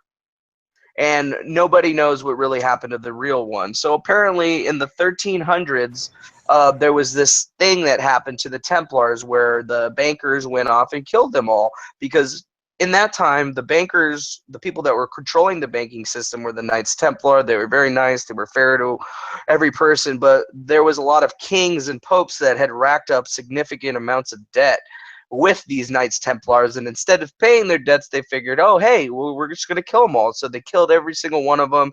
If you go to Vienna, Austria, there's Blutgast Street, which was actually a part of the puzzles themselves. This is where they basically murdered all of them, and you could still go there today, and it's actually still the Templar Coven. And what they found is that the spear itself was found inside of this place about 10 feet below this oak tree that's been there since nobody even knows that there's trees in Vienna. There's one of the oldest oak trees in the world in Vienna inside of a building in a garden or whatever. And it goes down into the basement. And they found this spear along with a bunch of other stuff. And they went and hid the spear in Beaumont, France. A Spaniard actually found it. And he wasn't supposed to find it. It was supposed to be something that people were supposed to do. So some guy ended up finding it, and he took this spear and he brought it all the way to the United States, and that's where, you know, basically I picked up on the actual situation. So apparently this is supposed to be the spear from that spear, you know, speared the side of Christ, which is fairly interesting. And if you can find it, there used to be old pictures from the Vatican of what their representation of the spear looked like, and it looked exactly like the one that I had. Now, to be fair with everyone, you know, we're only talking about the top point of the spear. The wood from the spear was only about 800 years old, but it was made out of ash. But it's definitely seen some battle, and it's been used quite substantially. But yeah, that spear right there that you got in the background, so that's the Vienna spear. That's the one that everybody talks about with Hitler and shit like that. But the reality is that's not what a Roman legionnaire spear would have looked like from that point in time. And then if you look at the very bottom of it, there's actually a telltale sign. Do you see that little rivet hole that they have that's supposedly supposed to tack it into the wood? They didn't start doing that until the 5th century, so there's no possible way that could actually be the spear that stabbed him. And when you look at all the old pictures, especially a lot of the old paintings, none of the representations of the crucifixion of Christ contain a spear like that. So that's actually a 3-piece. There's the gold sheath in the middle, there's the top piece and the bottom piece, and you can see the nail in the top piece going down. It sits there. So like there's the nail in the middle of it, and then you got the top bottom piece and then that little gold wrap that keeps it in there. So the Spear of Destiny, you know, a lot of folks were like, okay, you know, like I was like, okay, I don't know why somebody would put this thing into there. And ooh, the Legends of Tomorrow, that's the spear from the Legends of Tomorrow right there. And that during the exact same time that I was going to get that spear, the TV show The Legends of Tomorrow was doing something about the Spear of Destiny, and they were having to go find it in the desert and shit. So I thought that was crazy because I didn't even realize it until after I'd came back from it, because I started watching, you know, the old episodes, and yeah, like literally at the day I went to go get the spear was the day that they were talking about it in that Legends of Tomorrow show. So when you look it up, everybody's got a picture of that spear right there. And you're like, okay, well, there's no possible way that that could actually be the spear, because that's not how they made them. If you do 1st century Roman spears, if you Google that, none of them look like that. Not one of them. Not one. I'll go ahead and type that in. Okay, let me, I want to make sure my audience has a chance to ask you things too. So I'll interject with Unnameable Media. And if you guys, anyone in the audience hasn't been on Twitter and been to the Twitter site Unnameable Media, look it up when you get a chance. They do really good stuff along the same lines that Defango and that we do. And okay, so he says, Unirock, ask about the recipe. So I don't know what he's talking about. I'm sure he could fill me in, but he wants me to ask about the recipe. Okay, so the one thing that I got to keep, because obviously they weren't going to let me keep the spear. The reason that they gave me the spear is because they wanted me to charge it, decurse it. Part of what I do is I do very, very interesting things with ancient artifacts, but that's a story for another time. The letter itself was a gift that they gave me, and it was very interesting because it seems to be from the 1600s. That's at least how far we can date it back. A lot of people were trying to say that it was a fake letter, but it's written on sheepskin. It has henna that's like basically on there. I don't think that that's going to be there, but those are all my pictures of recipes. It's on my imager. Okay. Here, let me pull it up for. Let me pull that my imager up for you. I'll just send you the link through the thing. So, anyways, this particular recipe was kind of interesting, really. Like when I started looking at it, they told me that they hadn't actually gotten it decoded yet, and this is one of the things that was found with the spear. I just sent you. So they found this with the spear, and it seems like a really, really, really old letter. And this is from the 31st. I did the scans right at my house. So I started reading. At first glance, if you really don't like decipher it, it kind of looks like it's recipes for food. But after deciphering it, it's not actually recipes for food. It's medical recipes. So I was just kind of like a little bit taken back, because there was talk about in the royals, there was royal people that had different cures for dysentery. Like the very top one right there, or if you stop at the very top right here. So this is Porta Commodore Houve de Quillon. So this is how to prepare a pig's head and skin for a person so that you can make a skin cast for someone that would fall off eventually. Wow. So the second thing that's down there is something for like eczema. So it's like a salve for eczema. The third one is a cure for dysentery. And then they have two other ones that one of them seems to be like an eye, like if your eyes are hurting or your eyes are red, it like you put rose water in your eyes. And on the back of the spear letter, which would probably be, if you go up to the top a little bit. So the first part of the letter. Now, if you go to the very, very top of this one, this is where it gets really weird, or, you know, kind of gets weird. Each of these letters has medical recipes, and there's even one in there that talks about a remedy for pain relief. So it's saying, hey, you know, like if you have pain, or if you're going to, you know, you're having any issues, utilize this. And it's like, take a brandy and a little pea-sized blob of this every 2 hours as you're, you know, as you have pain. And I was like, wow. So we're seeing a lot of really interesting stuff. And when you look at the Templars, a lot of people thought the Templars were into like occult magic and shit like that. But this is kind of actually showing you that, you know, occult magic back in the day wasn't actually magic at all. It was actually more of like, you know, medicine. And that's basically what the Templars were. They protected travelers. They were medicine men. And this is a letter that was written for a pilgrim to take with them to the new world. So when you look at these different recipes and stuff like that, the most interesting thing that I've been able to get, and I'm going to be going to a guy to actually review the letter one more time who's like an expert in this type of stuff, but the overall consensus right now with the people that have read it and like gone over it is that it was written by a female, and it's very, very possible that this was probably written by the queen or somebody herself, like Elizabeth. Oh, because that'd be awesome, actually. These are fascinating, crazy things. And, you know, like when you look at the remedy for the wounds, it talks about 2 ounces of turpentine de Venice, and it says resin from a tree, whatever. But if you actually look it out, that's not turpentine de Venice. That's cannabis resin. That's the terpenes from cannabis. And like nowadays, people have been finding out that you can utilize cannabis for pain relief because the CBD and the THC actually mix with the cannabinoid receptors that are inside of every single person's body. And this is like really, really interesting because like a lot of people would say that it was pine resin.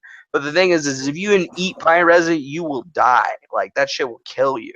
And there's not even like a little tiny, like even if you ate like a little pea-sized amount, there's no way that could be good for you. So to me, it was very, very interesting that I got this letter. And apparently, you know, like I'm going to be looking for something else, but like I got some more stuff to go look at. Tomorrow, I'm going to be getting another old letter like this that's going to need to be deciphered. But the one thing that hasn't been done on this thing is there's a cipher on the original letter itself, and it's really, really hard to notice. And I haven't been able to figure it out yet. But if you go back to the imager for the letter, I think it's on the 2nd page. So scroll down all the way. You see those lines? Oh yeah, It's a very like near the middle bottom. Like near the middle bottom, and if you look at those lines, none of those recipes right there seem to be working out because everything above it and on the front side of the paper seems to make sense with like remedies and stuff until you get to this line right here and these lines, and you'll see that they go all the way down. So what I've been trying to figure out if it was some kind of like frequency cipher, because if you look back at the 1600s and like the queen or whatever, she had this guy named John Dee who was basically like 007. Like they used to write cryptic notes to each other, and they would hide it. You know, they would hide the key in plain sight. And I'm pretty sure that's what these lines are. And then if you look, there are some words and stuff that are like crossed out, even though in most of the time, if you were to fuck something up like that, you probably wouldn't make a fuck up, especially when you look at their handwriting. Like, why did they cross it out? So like I've been really working on it. Writing and the paper they wrote on is very expensive for them back then, so they wouldn't make mistakes. They would definitely, you know, do their best to do this correctly, I would think. And there was a puzzle in the thing that was part of it that was called Story Flesh. And Story Flesh was kind of interesting because it was talking about how they made paper back in the day, how they would, you know, take the carcass of an animal and they would stretch it, and then that's what they would do, and it would take them about 3 days until they got it. And I'm keep thinking that, you know, this letter has something to do with it, but it's like they're utilizing an old cipher and a very, very new cipher together, so it's like kind of weird. I mean, I've tried to make a couple of these recipes, and you know, like they're definitely not food. Like I don't think I would try to feed that to anybody. I don't know in any time that would be food that anybody would eat. Because there's one of them for like kidney time. Yeah, like the underlines. And yeah, there's the underlines over there. What's up with the underlines? Why are they only under some of them? Why aren't they under all of them? And then if you look at some of the lines, like you can see where the pen was lifted up and lifted down. Very, very particular. Like there's darker spots, so you can see like where somebody was writing it, and then they had to pick up their pen, dip it, and then keep writing. And you can see that in a bunch of different places. Although some of them don't seem to make sense. You know, it's like they started writing and then they like re-dip the pen again or something. It's real weird. And the handwriting is so clean. Like, So when you see these whoever types, wrote this was a writer. Like, they wrote stuff all the time. And yeah, so usually these, somebody with that type of handwriting is going to be royalty. oh, for sure, very well educated in the very least, which is not to be rude to anyone that lived back then, but usually you had to have money and be, born of not necessarily nobility, but you know all about that. The thing is, though, like, do you think that they can win with the puzzles and the ciphers, the things that you work out? Do they hide things in these letters with things like have dipping the pen and the length of certain lines and little things like that? Does that leave clues for people? That Or does has it in the actually past? leave clues for it. That has left clues for people in the past. There was actually a famous cipher that's in the United States. It's called the Beale cipher. Beale cipher. If you Google that, you'll see it for sure. But there was a man named Joseph Beale that had left a cipher box for folks. So when you look it up, it's basically a cipher that's based on the Declaration of Independence. So it's a bunch of letters and numbers. So the way that you have to decipher it is you have to take a copy of the Declaration of Independence, and then you literally go through each and every single one. And then you have to like read it out. So originally this cipher was designed to like make you an American. So it'd be something that every American would have to do, because you would have to read the Declaration of Independence over and over and over to like, do this little treasure hunt. But in the United States, there's a writer named Court Lindahl that's been talking about this Beale treasure, and it's associated with some of the richest families in the world, or in the United States, like the Brands, the Beals, all these guys like that. And it's basically like they're saying that they took all the money and the gold that they had and they hid it in different places. And it's actually kind of like a very big thing back east, where people get together during the summer and go try to find this treasure, although nobody's actually ever found it. But the curious thing is that there's this guy named Court Lindahl that connected me to this thing, because when I was looking for the spear, where I was looking for the spear and all this other stuff was connected with all these locations that the gentleman Court himself was like, hey man, I think that you guys are looking for the Beale treasure, because it's not just one treasure vault, it's a bunch of them. And the weirdest thing is that when you look at the original place in Virginia where the Beale, or where the place was at and where they hid everything, if you take the city that it's in and then you go all the way to California, like near the Mojave, and you overlay the city, you can actually find cities that are literally built the same. They're even on the same parallels.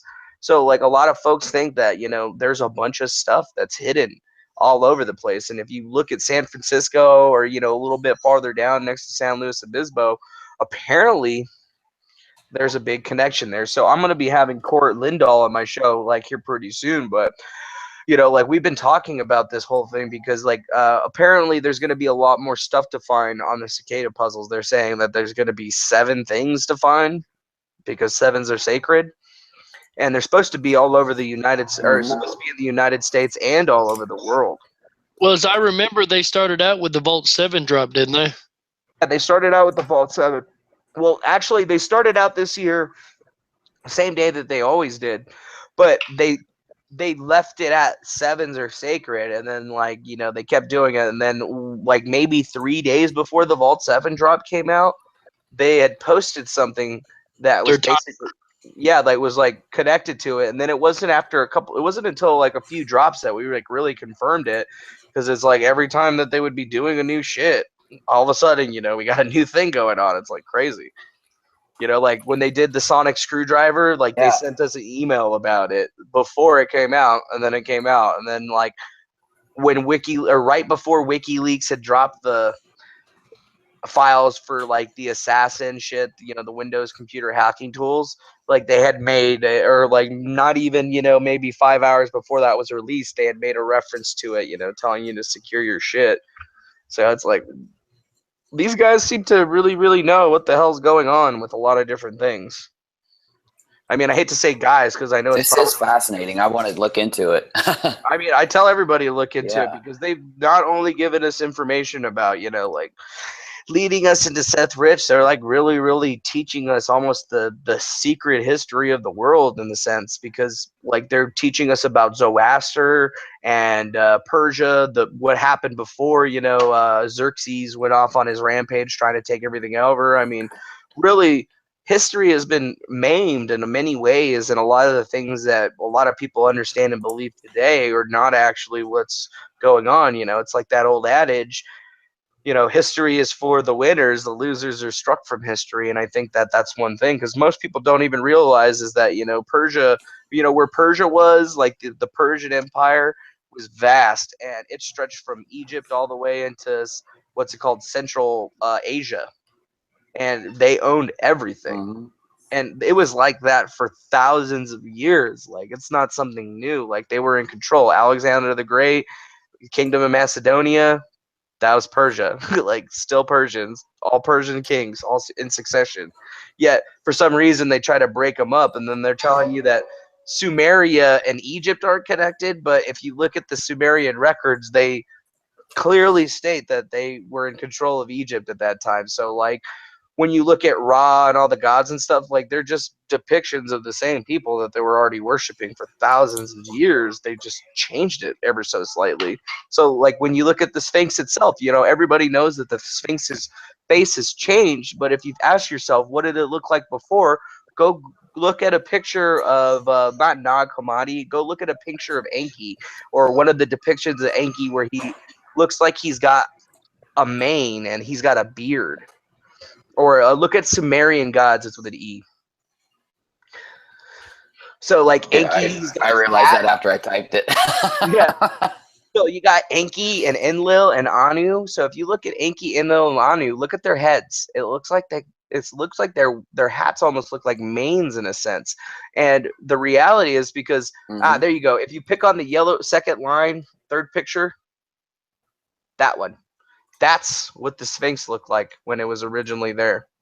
It was Enki. Oh, gotcha. Do you see it? Because he, in this depiction of him, he is depicted as the Sphinx. He is a griffin. He's got a lion body, the head of a man, and wings. And when you look at the Sphinx, it's a lion body that has a head of a man.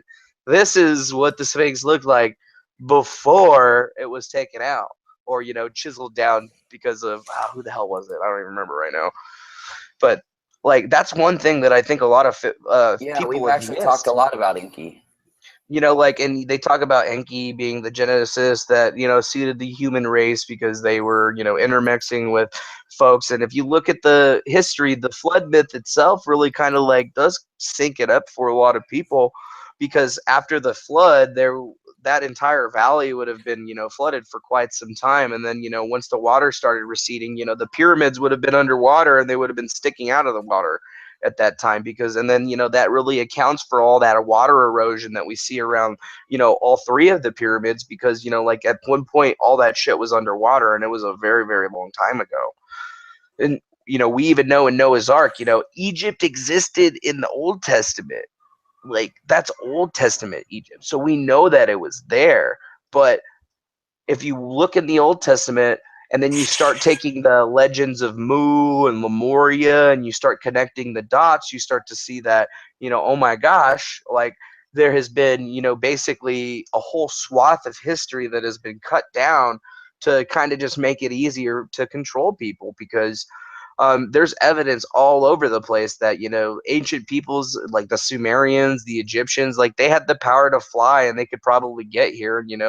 There's that ancient city in the Grand Canyon that nobody can get to because it's literally one of the most illegal places to go. I mean, it's basically, if you tried to go to Area 51, nope. The same thing would happen to you if you tried to go into the area of the Grand Canyon where the ancient city is. And it's right there. And if you look around it, you see the temple is set. You got the Zoroaster temple, the Isis temple. Like, it's very, very odd. It's very, very weird. And, even the Native Americans from that area, like the Hopi Indians, they talk about the men of one hearts and the men of two hearts, and how they came from a city in the Grand Canyon. And when evil and good were fighting inside the city, they left, basically. The men of two hearts sent them out. of this city, and then bam, it's gone. And yeah, a lot of people try to say that this was fake, but then the easiest way to unravel that little mystery is the Smithsonian has caught on to what I understand, but if you go to the Smithsonian in Washington, D.C., and you go look at the Egyptianness of it, you're going to see some curious things. They have a lot of artifacts that are Egyptian in nature that are almost in perfect condition, like nobody's ever even touched them. And that's odd, because if you go look back at everything that was found in Egypt, a majority of that stuff was damaged, almost irreplaced, but you can go to the Smithsonian, and they've removed the picture from their website, but they have a perfect bust of Nefertiti. Like, it's like the same bust of Nefertiti that you see with like the busted off eye that's all fucked up. They have that one. The one that's all fucked up is in Berlin, in Germany. Okay, and it's been there for a long time, but somehow there's one at the Smithsonian that's in perfect condition, that's not missing the eye, that has all the jewels and stuff, but in no records of any of the excavations or anything like that did they ever even talk about finding this. And then if you start looking at some of the other artifacts, you're finding gold shit that doesn't even have scuff marks on it. Like, that's almost impossible by Egyptian standards, because those guys robbed the shit out of those places, and most of this stuff is destroyed. That's why this bust was like this in the first place when they found it. So this bust of Nefertiti that sits in Germany is the main one that's up there, but I guarantee you, if you go to the Smithsonian right now, like, if you have to actually go to the Smithsonian, you'll see it and you'll be like, wait a minute, where the hell did that come from? And some people are like, oh, well, one's real, one's fake. But the thing is there's real ones and there's fake ones, but there's one that looks exactly like that one, but it's perfect. Where the hell did it come from? They didn't make it. That's amazing. And all of a sudden you start looking at a lot of the other artifacts and stuff of the Smithsonian, and if you understand the Smithsonian back in the day was two different places. The original Smithsonian was not the Smithsonian Institute, it was just the Smithsonian. And the Smithsonian Institute was created after the fact, because if you call the Smithsonian Institute and ask about this, they're just going to be like, nothing was ever found. And they can honestly say it without bad conscience, because technically the Smithsonian Institute did never found anything.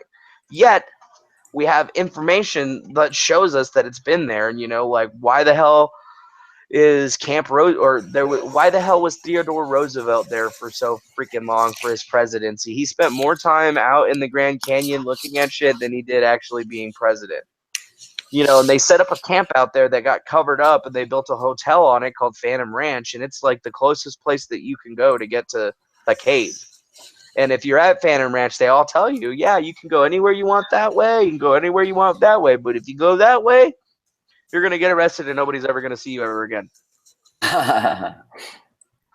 So yeah, to keep this quiet, to hush it up. Yeah. They had to keep it quiet. But if you go look at it, you can find the information that says, Roosevelt was there 2 to 3 years after G. Kincaid's initial expedition. And then there was 10 years where tons of people were working in that area, but no gold or ore or anything was coming out of the area, but they had everything that they needed for some type of excavation.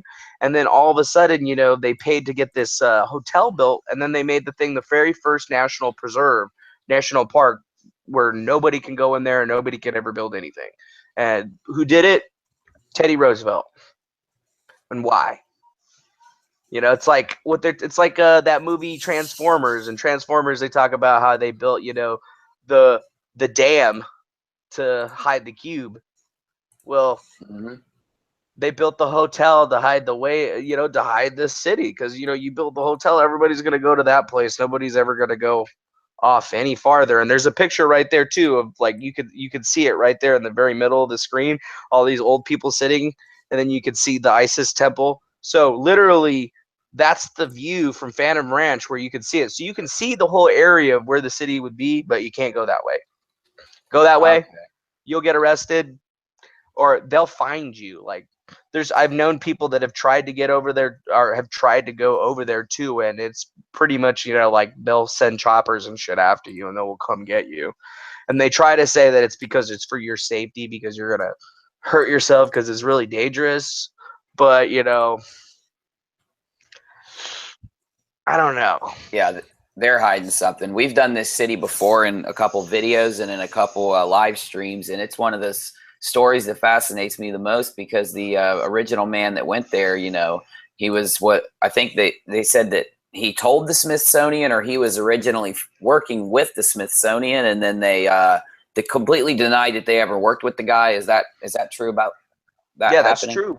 But that's the thing is if you follow the Smithsonian Institute, the Smithsonian and the Smithsonian Institute are two different things. The Smithsonian operates outside of the Smithsonian Institute, but when you look it up, they're both named the Smithsonian Institution. But it's the oldest educational museum, and they have a bunch of shit walled off, cut off. But if you go and you look at a lot of the stuff that they've done, I mean, just look at their goddamn logo. It's a sun. It's a fairly interesting thing, man, and it's been around, you know. Look at the logo. Doesn't that look like the black sun to you? It looks almost Egyptian in a way. If I took the collar out and put it on a stone slab, I could see it being in Egypt somewhere. Honestly, I know that's strange to say. No, I think you're totally right there. And I mean, look at the Smithsonian itself. I mean, the Smithsonian itself looks like a goddamn turret. It looks like a castle. It looks like a church. It's got all kinds of stained glass and, you know, Masonic geometry and stuff like that. And then when you start looking at the people that were behind it, you know, there was a bunch of different secretaries, and the secretary in the time was Charles Doolittle Walcott, and that was from 1907 to 1927, as he would have been the guy behind it. And he was the fourth secretary of the institution, and he was great friends with none other than Theodore Roosevelt. So yeah, you know, like these two guys are together, you know, working on this stuff, and there's even pictures of this guy, you know, working in different quarries and whatnot. And they even have pictures from him in 1907 with his family in Provo, Utah.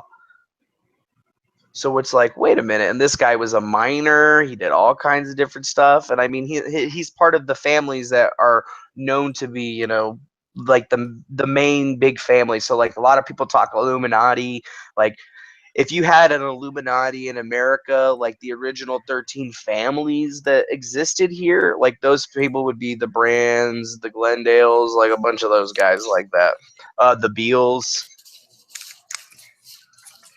And, you know, like if you really look into it, like the pyramid, there's pyramid tubes all over the place. Like there's tombs that are shaped like pyramids all over the United States. And all those tombs seem to be connected with like great men that have been around. And like one of the first one that was brought up in the Cicada puzzles was the tomb of Leslie Coombs Brand. And Leslie Coombs Brand, you know, was like, he basically started, he was the father of Glendale, California. He built up all the stuff in Glendale. He did the same thing in cities all over the place. And I mean, there's probably a Glendale in every single state at this present time. Yeah. Hey, Defango, if I may ask you, we were talking about the mounds last night, and it's been suggested that they could be burial mounds of some type for larger people or all kind of things. Have you found evidence to point towards that? You know, I was looking into that myself, and I know that in Arkansas and Arkansas, Georgia area, there's a lot of ancient mythology about a crystal city that used to have existed in that place at one point in time. And I know that there was maybe, I don't know if it was Arkansas or Georgia, but I know that somebody had talked about finding big bodies and like mounds and stuff like that. And I totally believe that myself, because like there's no way that, you know, like they couldn't have not found them. And I think there's even, you know, like stuff from like the Native American peoples, especially like the Mi'kmaq people from like up in Nova Scotia or whatever. You know, they have lore about giants and such, and they even talk about how they've had giants in there. And, you know, like if you've ever looked into the Oak Island mystery, there's a lot of people that seem to connect it to Francis Bacon, who was a big friend of Joseph Beale, and Francis Bacon was rumored to be a Templar, and a lot of people rumor that there's Templar treasure on that thing. And, you know, like, what did you like? I believe that, you know, if the Templars were good guys and good pilgrims, they probably would have been all right with working with giants, because I mean, how else could have they built what they did at that point in time without having, you know, some big strong help, I guess. Definitely. All of our viewers love the whole giant mythology. requested all the time. We're going to have to go into that a little more sometime. I never have connected the Templars to it, though. That's a very interesting fact about it. So, Darkwolf, what else have you ever wanted to ask Defango? I mean, you have to have more questions for him, man. You talk about him a lot. So, what do you got, buddy? What do you want to pick his brain about? Well, I want to go back to the Tengri 137 thing because I've studied a lot of rumors on this and heard people talk different things. I know for a while some said it was Assad, and they come out and said, "Oh, no, we're not Assad. Hold up." And I said, keep going. I remember when you reported on that. I'm curious, in your evidence and everything, they're coming out and saying they're aliens of some type. Who or what do you think is actually behind this? Well, I mean, in my ultimate opinion, you know, since it's been deemed to be an ARG by a majority of people, I mean, I think it's just a group of people around the world, like scientists, that were trying to find a new way of delivering their message, honestly. And from what I've, you know, discovered on my own, and I've shared a lot of this on my channel or whatever, is that it seems that whoever is in control of the Twitter account is utilizing an Android phone that's based in German, and I believe that the IP address that seems to be coming from it comes from Austria. So we know that one of the proxies, I'm doing little air quotes there, proxies, is a human that lives in Austria. We also know that there's another German person that's been utilizing it, but it seems that they've changed proxies because they used to have a German guy doing it that was making certain kind of spelling errors, but if you go to Austria, then you start thinking, well, you know, they speak German in that country, you know, Hitler, Austria, you know, like they're pretty much all in bed together and shit like that. Cause it's just so fucking close. I mean, it's not even like they're that far away. And so, like, I definitely believe that it's at least one person, two people from Austria, Germany area, and I think the other people are from Kazakhstan, because there's a Tengri Institute in Kazakhstan. If you go to it, it's like, you know, it's like an institute for really smart people. If you just look up, I think it's just Tengri Institute. Yep, Tengri Institute of Technology. Try to Google it outside of maps, because that's one thing that I also noticed is they didn't even have the maps, or it doesn't pull up on maps. Huh, now that's interesting indeed. And it's an Institute of Technology, and that's what they're talking about, is releasing special technology. What do you think their connection is to WikiLeaks? Like you said, they keep following the WikiLeaks thing pretty closely. Well, Cicada's been following the WikiLeaks, the WikiLeaks thing very, very closely, but Tengri itself, like, they haven't really like released anything associated with WikiLeaks. They haven't talked about anything that's been associated with anything past that. Like, I mean, they've like hit on each other before. Like, we've gotten them to talk, but from what I understand, they were not working. Like, they're not working together, and they haven't been working together in the past. But I don't see, as you know, like, I think that there's going to be a lot more collusion between these like puzzle people here in the very near future, because it seems like a lot of them seem to be working, trying to push people in the same direction. You know, like, they're all doing it in different ways, but it seems like all the ultimate goal is the same thing. You know, like, they're all looking for the same endpoint. Well, you know, I heard some theory videos on YouTube. One of them was talking about that Cicada was trying to get people to build a program to help whistleblowers. That's one thing that people think. I mean, that's part of it. Right. So again, you're in with the technology thing. So assuming that they've created something like this, do you think that it could be the next version maybe of Cicada, a group that's broken off with this, that's achieved it, and maybe is trying to put together a whistleblower group to put out the disclosure full vinyl and all in for once? I mean, you know, I think that might be that's definitely a narrative that a lot of different people have been pushing. But just like with all my personal interactions with Tengri and stuff, I mean, it doesn't seem like they're really in on that line. Like, even when we pressed them about like disclosure and all this other stuff, you know, like the Dracos and reptilians, like, it seems like they don't have a lot of information about anything. And I think it's because they call themselves what you would call extra dimensional, so they're not aliens like they come in spaceships from another planet type aliens. They said that they're dimensionally, and they said that they come from like the US or something like that. Not the US. They said that they come from like Earth, but another dimension of Earth. Like So, like, phased in and out with a different frequency. exactly. So, like, there's a possibility that they could be future humans. The weird thing about them, though, is like when they showed her their depictions or whatever, they say they pretty much look like humans, except for they have 2 extra little like appendages that are like little wings or something. And I mean, that doesn't really match any of the known, like if you look at like any of the different alien books that are out there that talk about the different races, like they don't match any of the different races that would have been there. But, you know, the religion itself is based in Tengrism, and Tengrism is something that grew up in Persia before Persia was Persia. Like that was pretty much the law of the land. And even then, you know, Genghis Khan and the Mongols, like they controlled Central Asia for quite some time, and that was like the religion of the land itself. So, you know, like I believe that Tengriism is kind of like, you know, like an understanding, because like they were one of the great, like they were one of the great people before the Crusades and shit happened. And, you know, like there's been a really, really interesting thing that's happened with history, because we all believe it to be like one way. You know, the Moors were fighting this, everybody was fighting over Jerusalem. Well, they didn't even talk about any of the other areas around the world that, you know, had turmoil and such. And, you know, there was more than just one crusade. There was crusades happening all over the place at the same time. They only tell us about like this one and this one, but they were going on everywhere. Hi, Ari. Or Ray. Tango? What's up, Hi, yo? Array. Nice to finally get you in.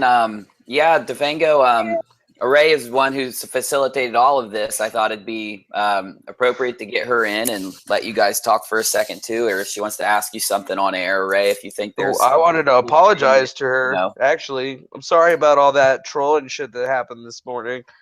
Oh I was my God. sleeping, and the only other person that had a moderator in the channel was not anywhere to be found. Yeah, anyways. I hope that's taken care of. I was like, I don't know how to block. Someone just kicked me out. Yeah, no, like that when that type of shit happens, there's really nothing you can't do to block it, because they just use bots and shit. So we changed the stuff around on the room again. I just don't want to like have it all locked up so like nobody can come in and talk. Yeah. But you know, it's like I bring that shit upon myself sometimes. Like that was all my fault. I was fucking with those guys super hardcore last night, like ultra mega super hardcore. So, you know, I guess turnabout's fair play. Well, Yeah, it's one of those things that always happens. At least you're honest about it. Yeah, I'm totally honest about it. I'm not gonna lie.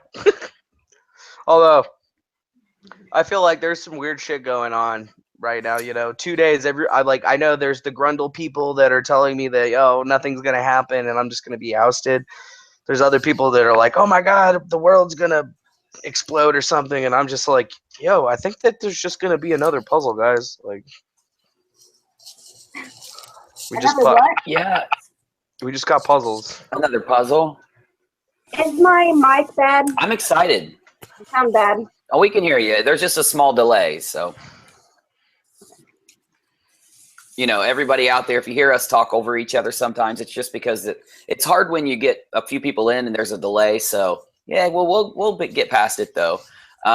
Yeah, do you have anything you wanted to ask? Or let's say, Array, if there's a part of what Defango does that you think would be important for the viewers here to know about, if you want to bring that up or something, you know. Let me think. Give me a minute. Okay, well, that's fine, because we just had an email, and it's from one of the viewers, and they want me to ask Defango, do you see a connection to advanced sentient AI with your research? Inside your research, have you ever seen anything about AI or think that maybe it has a connection anywhere? That was an audience question. I think that there is them out there. They've been out there for a while. There's about 5 of them that are in existence that work. I mean, most of us interact with them every day. Like Google has Ada. Ada is like Google's version of the IAI system. I'm pretty sure that Ada is running about 60% of their business.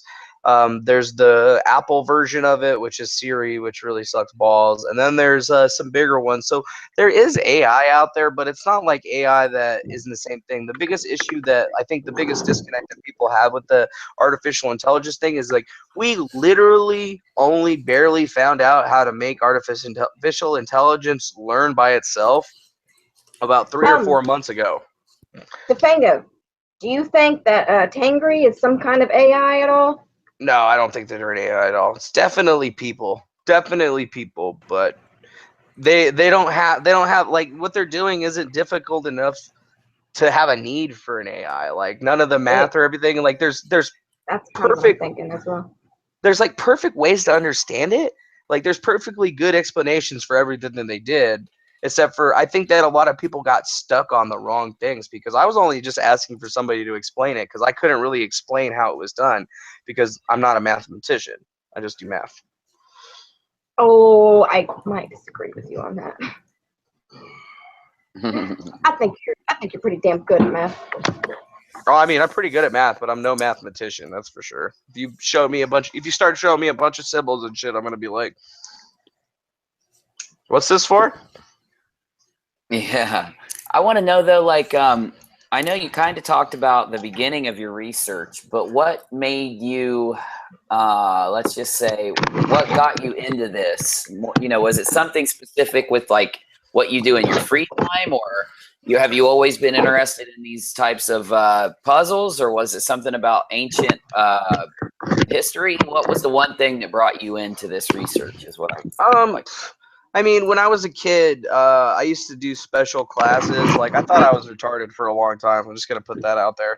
But then I found out that I wasn't retarded. I was just way smart and didn't really know what to do with me. So I used to just sit on my computer for hours on end, like studying encyclopedias, looking at different puzzles. I've always been fascinated with treasure and stuff. So, like, actually, you know, I'm 31, so I've been doing this very, very, like, for a long time, almost 10 years. I just never streamed it, really. Like, I've been looking for tree banks and finding all this stuff, doing cryptography. I think that when 2012 rolled around is when I really started getting into the Cicada puzzles, although I didn't like how like some of the other solvers were, because like, you know, it's like some of the people are just a really toxic group of people. Like, I can't handle people just being negative to be negative all the time. It's just like a real drag, honestly. And I don't know, like I would do it. I kind of like made my way through a few things, 2013, 2014.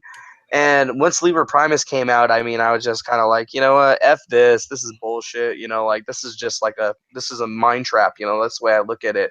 I looked at it and I was like, this is not meant to be solved. This is meant to be like, you know, this is meant to keep people busy. Like these people, like we fucked up, honestly. That's what I thought. And it wasn't until like the very end of 2016 that I even started looking into it again.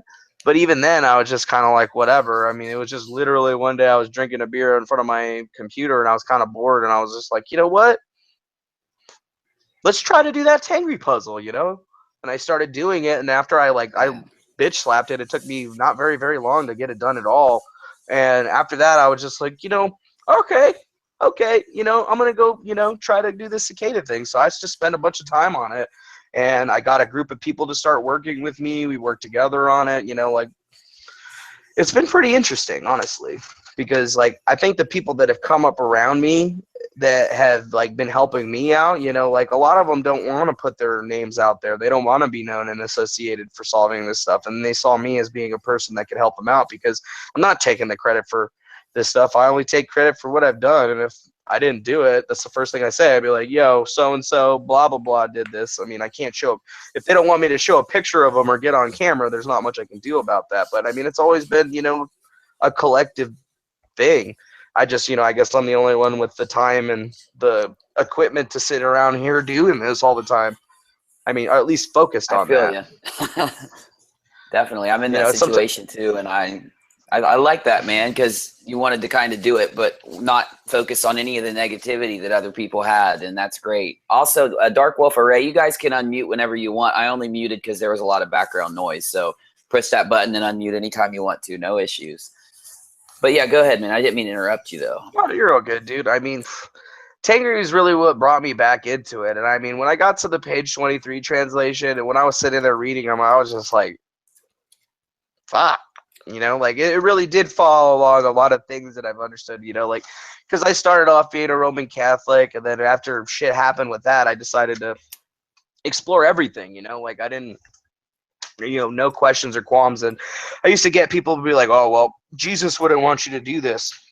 And then I'd look at him and be like, are you fucking kidding me? You know, like, did you read the Bible? You know, like, it seems like he did all this stuff, so I should do all this stuff too, because, you know, if you're trying to be the best person that you should be, you know, like, you should know it all. Like, how you're supposed to interact with a Satanist if, you know, you're just, like, Bible thumping all the time. There's never going to be, you know, a casual constraint. But, I mean, if you guys could understand each other's viewpoints and at least, you know, have an understanding of what it means to be the other person, I mean, it makes you so much stronger.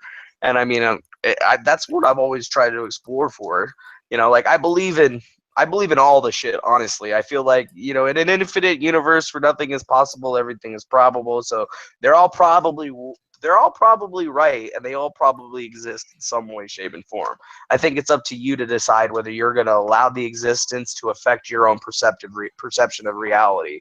Because I think that's it, you know, like if you tell yourself that you're not going to do something or you're not going to see something, like 9 times out of 10, you know, it's never going to happen for you. And I just feel like over the last 5 years, I've been exploring, you know, that perception aspect, you know, manifesting, you know, viewing the future and actually trying to see what it takes to get there and then doing that. And I feel like faster and faster and faster and faster that, you know, what used to take me a year to manifest takes me, you know, an hour. You know, I can think of something in my head and what I wanted to do, and then within, you know, just a little bit of time, I feel like, you know, it's all happening and it's right in my perception. And it's because, you know, I changed my mental paradigm. And I think that there's still a lot of people out there that haven't done that yet. They're still, you know, clinging on to that old shelf or those old thoughts. You know, they're still standing on the bookshelf, and they haven't actually realized that, you know, there's a whole other, you know, bookshelf. There's a gigantic library of things out there that are equally as important and equally as understandable. It's just, you know, you got to be able to find the patterns, because that's really what life is. It's just the pattern, and everything in life is a pattern. I got a question for you, Defango. Yeah, that sparked one in me too. Go ahead, Darkwolf. All right. I'm curious. You keep talking about the ciphers, and I was going to ask you a little while ago, and it came up on the screen a moment ago. Have you looked into the VOYNICH manuscript or any ciphering in it with all the cipher work you've done? I'll tell you that I've been staring at that shit for years, and I haven't actually tried to decipher anything of it, but that's only because I haven't found a key. Although I think I might have found a key, because when I started looking at it, and I've been looking through Liber Primus and stuff like that, I'm starting to think that it might be John Dee's handiwork. Because there was a time during Elizabeth's reign that this John Dee guy has the possibility of actually going to the United States of America and interacting with people. Because if that was a possibility, he would have been able to get a lot of the depictions of plants and such. Although it seems like, you know, like a lot of the things don't seem to exist anymore. So, like, I know the guy, his name's Klaus Crypto Volumes. I've been talking to him about it. He actually was able to, you know, like, he was the first guy that they really asked to translate it, and he's way better than me and in this cryptography stuff. I mean, he does it for a living. I mean, this is just something that I do. And according to Klaus, is that, you know, we both seem to believe that it's definitely a encryption of some kind, but we haven't been able to find a legitimate key to be able to really figure out what it was. But it's, in my opinion, it's like the book of somebody that went to the United States before it was the United States and explored and then brought it back, and then it was just kind of hidden. Because, that's awesome, man. That's amazing. Like, if you think about it, like, that manuscript, it's been around for a very, very long time. But let's see. How old is this thing? I want to say 1500s. Yeah, it'd be What's like the the name of it again? 1500s. The Von Ark manuscript. The VOYNICH manuscript? Yeah, VOYNICH, there you go. That thing. Mm-hmm. You know, if you look at the different script and stuff that is utilized in it, it really, really does kind of match something that would be Persian or whatever. And I've always thought it to be something called the language of the birds. I think I've heard of that before. Like, I can't think of what it is though. What is that?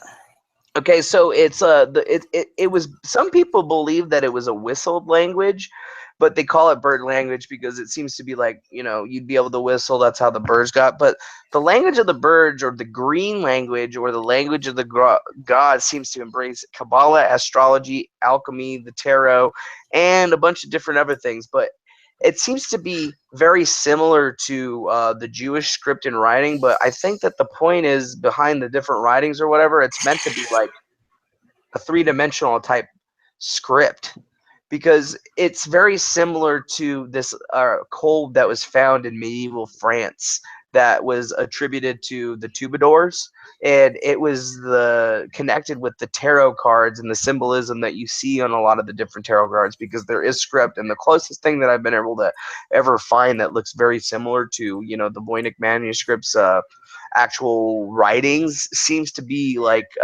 some very, very ancient Persian scripts, like something called the Clavis Artis. It was a book that was supposedly written by Zoroaster, and it has images that depict very, very similar type, like beings, dragons, and shit like that. Although the coloring and the shit's different, this particular manuscript itself seems to have a very, very similar feel to it. And I don't know, the writing itself kind of looks like John Dee's writing to me, but it would have meant that it was almost 100 years before he lived, so I'm not sure. I mean, the only other person that I could think of actually writing it would be Comte Saint Germain, or the Count of Saint Germain. If you ever looked up that guy, the 800-year-old vampire or whatever. No, I don't think so. Oh shit! Look that up right now. Oh my god. Defango, I hate to change the subject. I have a really important question I'd like to ask you. What's up, yo? Yeah, go ahead while I look this up, Array. Have you had any new information on that Bruno Borges guy, or whatever the hell? The last thing that I've heard about Bruno Borges, well, if you go by the Hermetic tradition and how long it would take, he was out and about, and he was in caves, and he definitely had sent us a message about that. I definitely talked to the guy on the phone. That's exactly what I want to know about. And that was like back in April, actually. So like it was probably 3 days before his initiation or whatever. And he sounded like he was in a place with like birds and shit. I'm missing a lot, apparently. Yeah, well, I mean, I feel like he was like doing something with the Hermetic Order, because it seems like whatever he was doing was basically trying to atone for the sins of, you know, Giordano Bruno. He was trying to basically atone for those sins. And then after that, you know, you look at all the stuff that was in his room, it's almost like he literally and figuratively went through the art of memory, because basically what you see in his room is what he did. Like, I agree with you. I think he might have been like a reincarnation of the old Bruno, or, you know, tapping into, the memory thing. I agree with that. Yeah, it's definitely super weird. But, what was the vampire called, just so I can start looking it up?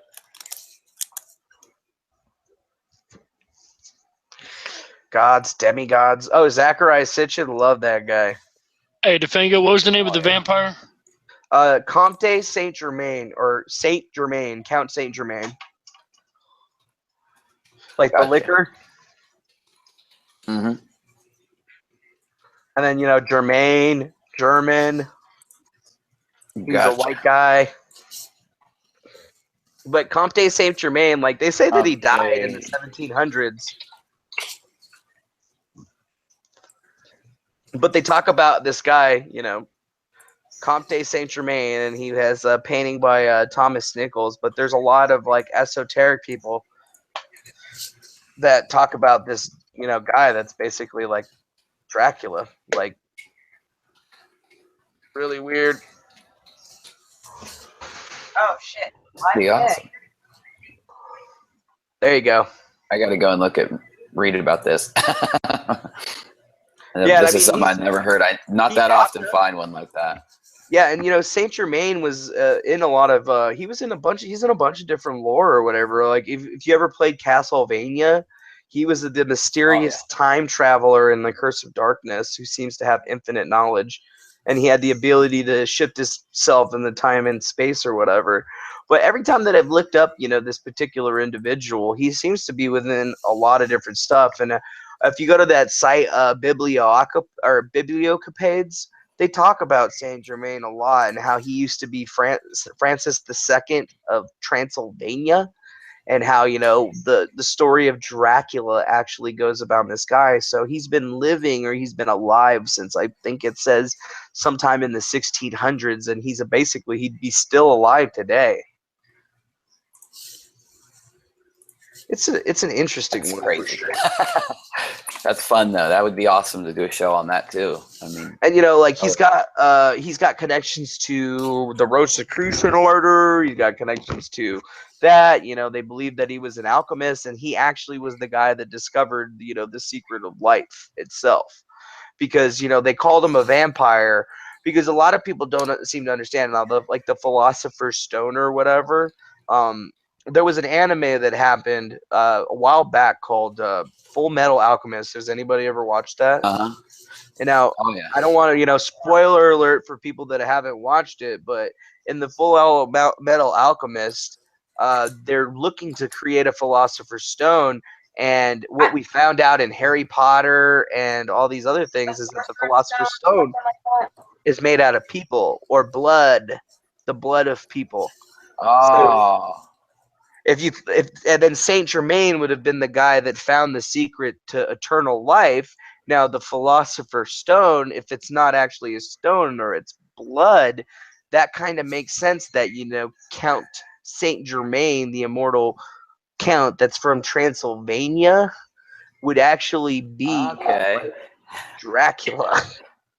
And like the origins, you know, the origins of Saint Germain actually, you know, are very, very closely tied to that area. And it's very, very interesting to know that, you know, the man who became known as Saint Germain was born in an unknown area. Nobody really knows where he came from, but some people have accounts that he was alive at the time of Jesus, and he attended the wedding in Cana when young Jesus turned water into wine, and he was also present for the Council of Nicaea in 325 AD. So, like, this is somebody that's been around for a very long time. And, you know, like, have you ever heard of immortals or whatever? Like, there's a group in Asia that talks about, so in South Korea, they had to oust their president or whatever because she was colluding with the cult or whatever. If you actually look up into that cult's crazy as hell. They worship the 8 immortals, and they believe that the 8 immortals were beings or people like you and I that basically became immortal through some type of mysticism, and they had existed for, you know, since time immemorial. So, like, they would call them the 8 immortals or the 8 fairies, and these 8 fairies are like, you know, humans from the yesteryear. Or they're like, you know, the humans that have existed for such a long time. And, you know, if you look at Saint Germain and all these other people, there's a very, very good possibility that they could be the same people. I mean, it's nuts. Wow. And we've talked about this yesterday, just last night. We had this big discussion on, and I know it's kind of a crazier conspiracy, but, you know, it's a little more vogue, I guess. I don't know how to describe it, but the celebrity quote unquote time travelers. The crazy thing was Darkwolf and I had a guest that brought this up, and then I was thinking, well, wait, why do they have to be time travelers? Why couldn't they have just, maybe there's a secret to immortality and we're not understanding this, and that these people have been alive forever? DNA, yo. That's exactly what I agree more. Not so much. I'm sure time travel's possible, but it makes more sense to me that these celebrities would have the ability to, you know, live forever.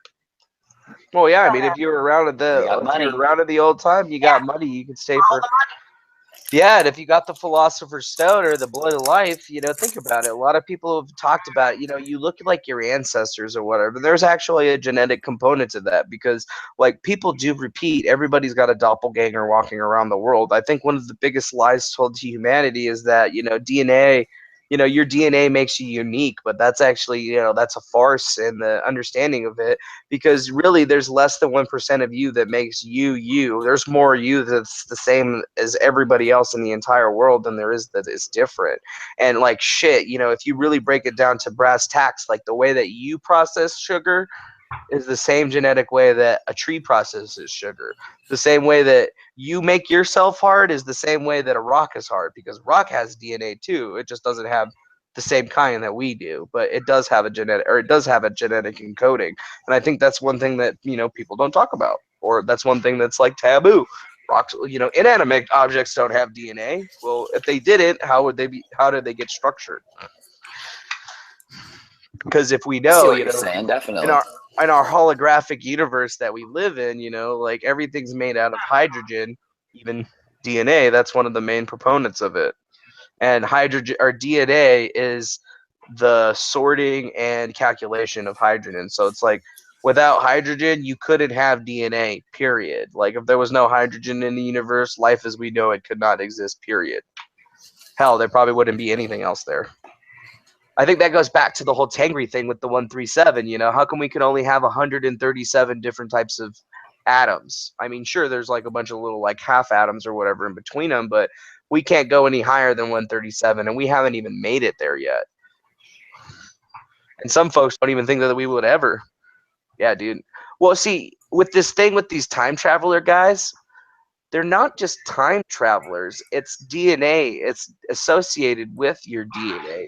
Because as you pass your genes along, people keep their genetic code going or whatever. So, like, you know, there's a good possibility that there could be ancestors and relatives from every single one of these folks. But the one thing that we know is, like, most of these guys are aging. Like Keanu Reeves has aged heavily. I would say that they were clones before that they were time travelers, because if you were a time traveler, you wouldn't age like a regular person. These guys are getting old and hard hella fast, and then all of a sudden, you know, they go away for a little bit and they come back and they're looking great. They come back looking better than ever. And then you're like, oh, wait a minute, you know, that's just getting a recycle or something. I mean, it's very interesting, you know. Jack Black, or the Jack Black one's interesting, you know, the stuff with Eminem. Yeah. I mean, people repeat all the time. Like DNA repeats. That's what Jesus told us. That's the whole messianic complex in a whole. Because, like, when you look at the messianic complex, it's basically, there's groups of people who believe out there every 1,000 years a messianic figure shows up and is there. And if you look at the understanding of that, yeah, about every 1,000 years somebody's DNA is going to repeat regardless. Like another you, not you consciously unless you can find it inside of yourself, but we just keep repeating because DNA is not random. It's not. And that's the big, I think that's like the opus that like a lot of people are trying to tell us, is that we see that we're so unique and, you know, we want to have that ideological identity, but the reality behind it is that we are so different than we perceive ourselves. Like, we repeat all the time. Like, that's why you can look at a picture of somebody that doesn't, you know, from 100 years ago that like looked exactly like you. It's because DNA repeats. And then if you understand that, then you start realizing is that your brain doesn't hold your memory. Your brain is the computer that allows you to access the memory. The memories are your DNA inside of your body. That's your genetic memory. And then only through yourself can you access that genetic memory. But most people are stuck in their head, not their heart. How would you go about accessing that then? Well, the way that I always tell people is you have to ask yourself a litmus test. Like, I'm still here.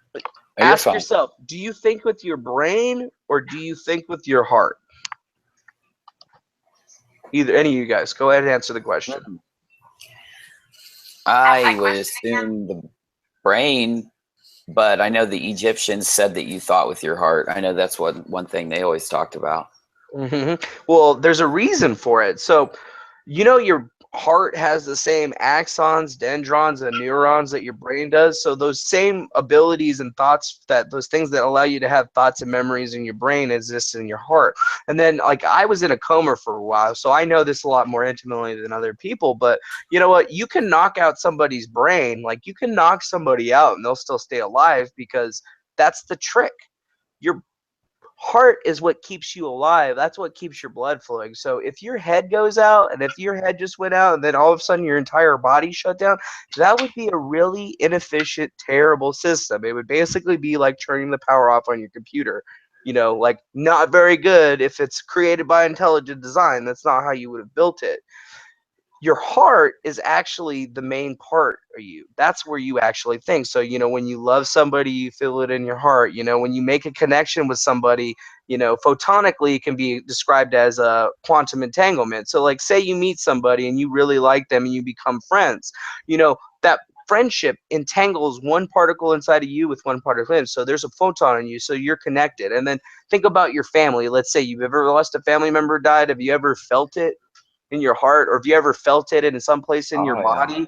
And then later on you find out that somebody died and you're like, oh my God. It's because when they die, their actions stop, their soul leaves the body, you know, the electricity that's in them stops, and then, you know, that de-entangles that particle. And you know, that's like the pain itself, is because we're all connected by what we're made out of, like protons. Like, if you start breaking stuff down, we're not made out of DNA. We're made out of protons. And protons are particles of light. And they're also waves of light. So that means that we're made out of light. So when you look at our name, humans, Human, that's a bastardization of what we are not. That's what they want us to believe we are. We are actually humans, Hue, because we're humans of light. We're beings of light in many different colors.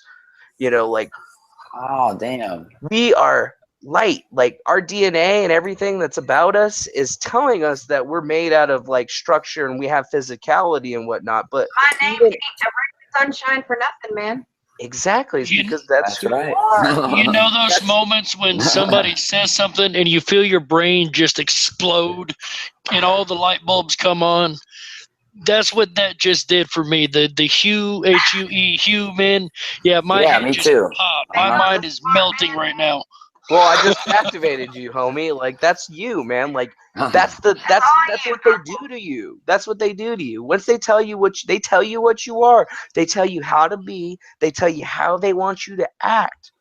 But they don't realize is that when somebody tells you something, you're going to believe it, and you're going to add it into yourself because it's what you believe, until you take that step and you start realizing what you truly are. You know, like, this is a fucking computer simulation. There's no, like, it's not bad. That doesn't mean it's negative. It just means that's what it is. It has to be accepted, you know? Like, there's nothing wrong with that. Honestly, there's nothing wrong with being a being made out of light, because it takes this journey, this experience that we're on, and it really, really makes it into something more beautiful. Because so many people are stuck in the game, you know? It's like, life is an ARG, okay? Like, we're all inside of a computer system, you know, some type of biogenetic computer system that, you know, we really can't understand with our minds right now, but that's what it is. And when we look at that and we understand that, we see that, you know, you go look at people in religion, you know, like, they're just playing their own ARG. When you look at, you know, Hasidic Jews and, like, the really, really Jewish people that, you know, like, don't ever work or do anything, they're fucking playing an ARG. Every time they're praying, they're, like, getting points and shit. Like, that's what it is. And I mean, it's really funny when you put it that way, but it's got to be the truth. Yeah, that's kind of how I think about it too. Like, the Orthodox Jews have how do I say? They say that they're God's chosen people. I'm like, hell yeah, man, you probably are. That's fucking awesome for you. 20 extra points for you for doing what you're supposed to. I know, it's very interesting. Mm-hmm. The life and the times, and that's the Mandela effect. You know, like, we finally got to the Mandela effect. I've been trying to get to that this entire time. There we go.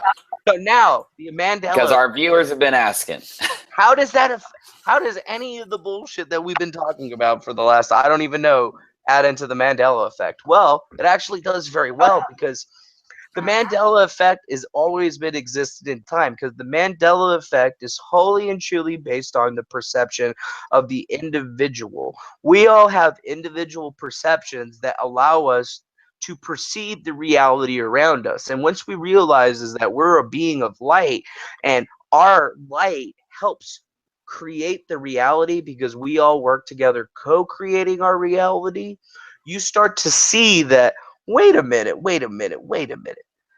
If I'm connected to this person and everything else out there around you, it really changes your perspective. And the Mandela effect happens because people have their own personal perception of reality. And it's very easy for one person to say something and then have another person say something else. That's what we see happening with trolls. Trolls are a perfect example. You go start trolling somebody and, you're just all like, ha, ha, ha, I'm just doing this all for the lulz. And, maybe you don't mean half of the shit that you're saying.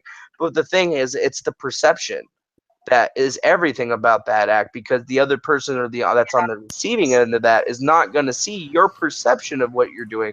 They're just going to see what they see because, they're not looking to that perceptive aspect. And I mean, like, I think that gets into like, being psychic. Like if you can see somebody else's perception, doesn't that mean you're basically psychic? Like, Charles Xavier and shit. I'd say that's some type of remote viewing. Well, is it really do you? I think the Mandela effect does work into everything we're talking about. It really does. I agree. Do you yourself believe in the Mandela effect, Defango? Have you seen anything that really kind of shakes you?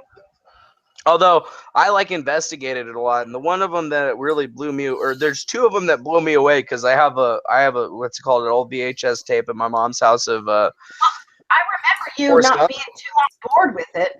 Well, no, it's not that I'm not on board with it. I just don't believe. I believe that people are looking at it in the wrong way. I believe that there's a true explanation for the Mandela effect, and the Mandela effect is based on perception. That's what we've been saying for a long time. So it's like there's some people that That's see what this one channel thing, says, man. and then they look at another thing. It's like the Oscar Mayer shit, Like I definitely remember it being wrong, and I will accept the fact that I was saying it wrong for that many years because I was totally saying it wrong. I'm not going to say that it was the other way, but I remember like the Berenstein Bears. I had the old Berenstein Bears books, and I'd said Berenstein, not Stein. It said Steen. Yeah, and you know what I found out? Yeah. It was a fake book. Yeah, fake book in the sense is like in the 80s and shit when they were making this book, it was like the top hot selling book, and people were running bootleg copies of the book that looked almost exactly like the regular ones with little missed typos and errors. Now, really? Yeah, like I got one of the old books or whatever because I remember this one very, very certainly. And they're like, it's not new. The Mandela effect wasn't new. Like when I was on the internet in 1996, I remember seeing shit about this and just being all like, But like the Mandela effect was really just like the test for fake news, because I mean it proved that you can get basically anybody to believe anything through cognitive dissonance and pushing a particular narrative. And we see it happen all the time in the news, and we just don't realize it's basically the same thing. Like when they talk about it, it's basically changing your perception of the reality. It's like when you watch flat earth videos. Go watch flat earth videos for a week and go try to come over here and tell me that the earth is round. You won't be able to do it. You're going to be like, no, the fucking shit's flat. Even though it's not flat, it's a big round ass ball. It's the cognitive dissonance. There's not So are you saying you really don't agree with the Mandela effect? You have particularly no. I agree with it, but I agree with it in the fact that it exists. It's just not an effect on actual physical reality. It's the perception of reality. There's plenty of people that will probably disagree with you on that. Of course, and that's the whole point. Well, the perception's different. And it's healthy. That's what Darkwolf and I have. Well, that's what we've been trying to do for like the last maybe 2 months, is try to get a better. We don't like talking about the Mandela effect and saying the word Mandela effect when we're researching things or looking into things, because we want to look at it as like something that has changed, something that's changed in the past to a lot of people, to what people perceive that has changed in the past.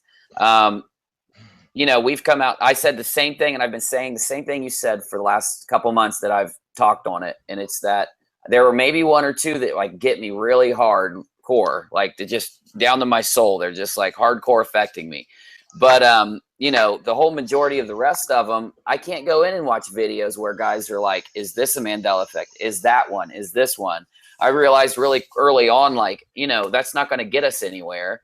And like maybe talking about if this is happening, what could cause it, or why we could maybe see some effect like this in our reality. I think that'll get us further than us saying, "Hey, this has changed. Hey, that's changed. Hey, that's changed." Because it turns a lot of people off of it right away. You're on the money. Yeah, because I think you're totally on the money, dude. It's like I sat here I'm not even gonna lie, for the better part of last year, I sat and I just started watching whatever was trending on YouTube, and I went through the flat Earth, and I went through the Mandela effect, and I just kind of hit it all head on, and like I haven't met, you know, I said I haven't met a narrative on any of those things that I couldn't basically shoot holes through, like Eric Dubay, you know, the 200 proofs of flat Earth. Like I went through that shit, and I could legitimately debunk every single one of those things by just extending the pieces of footage that he uses for his videos by 15 seconds or something like that. But with the Mandela effect, it's different. I have seen that.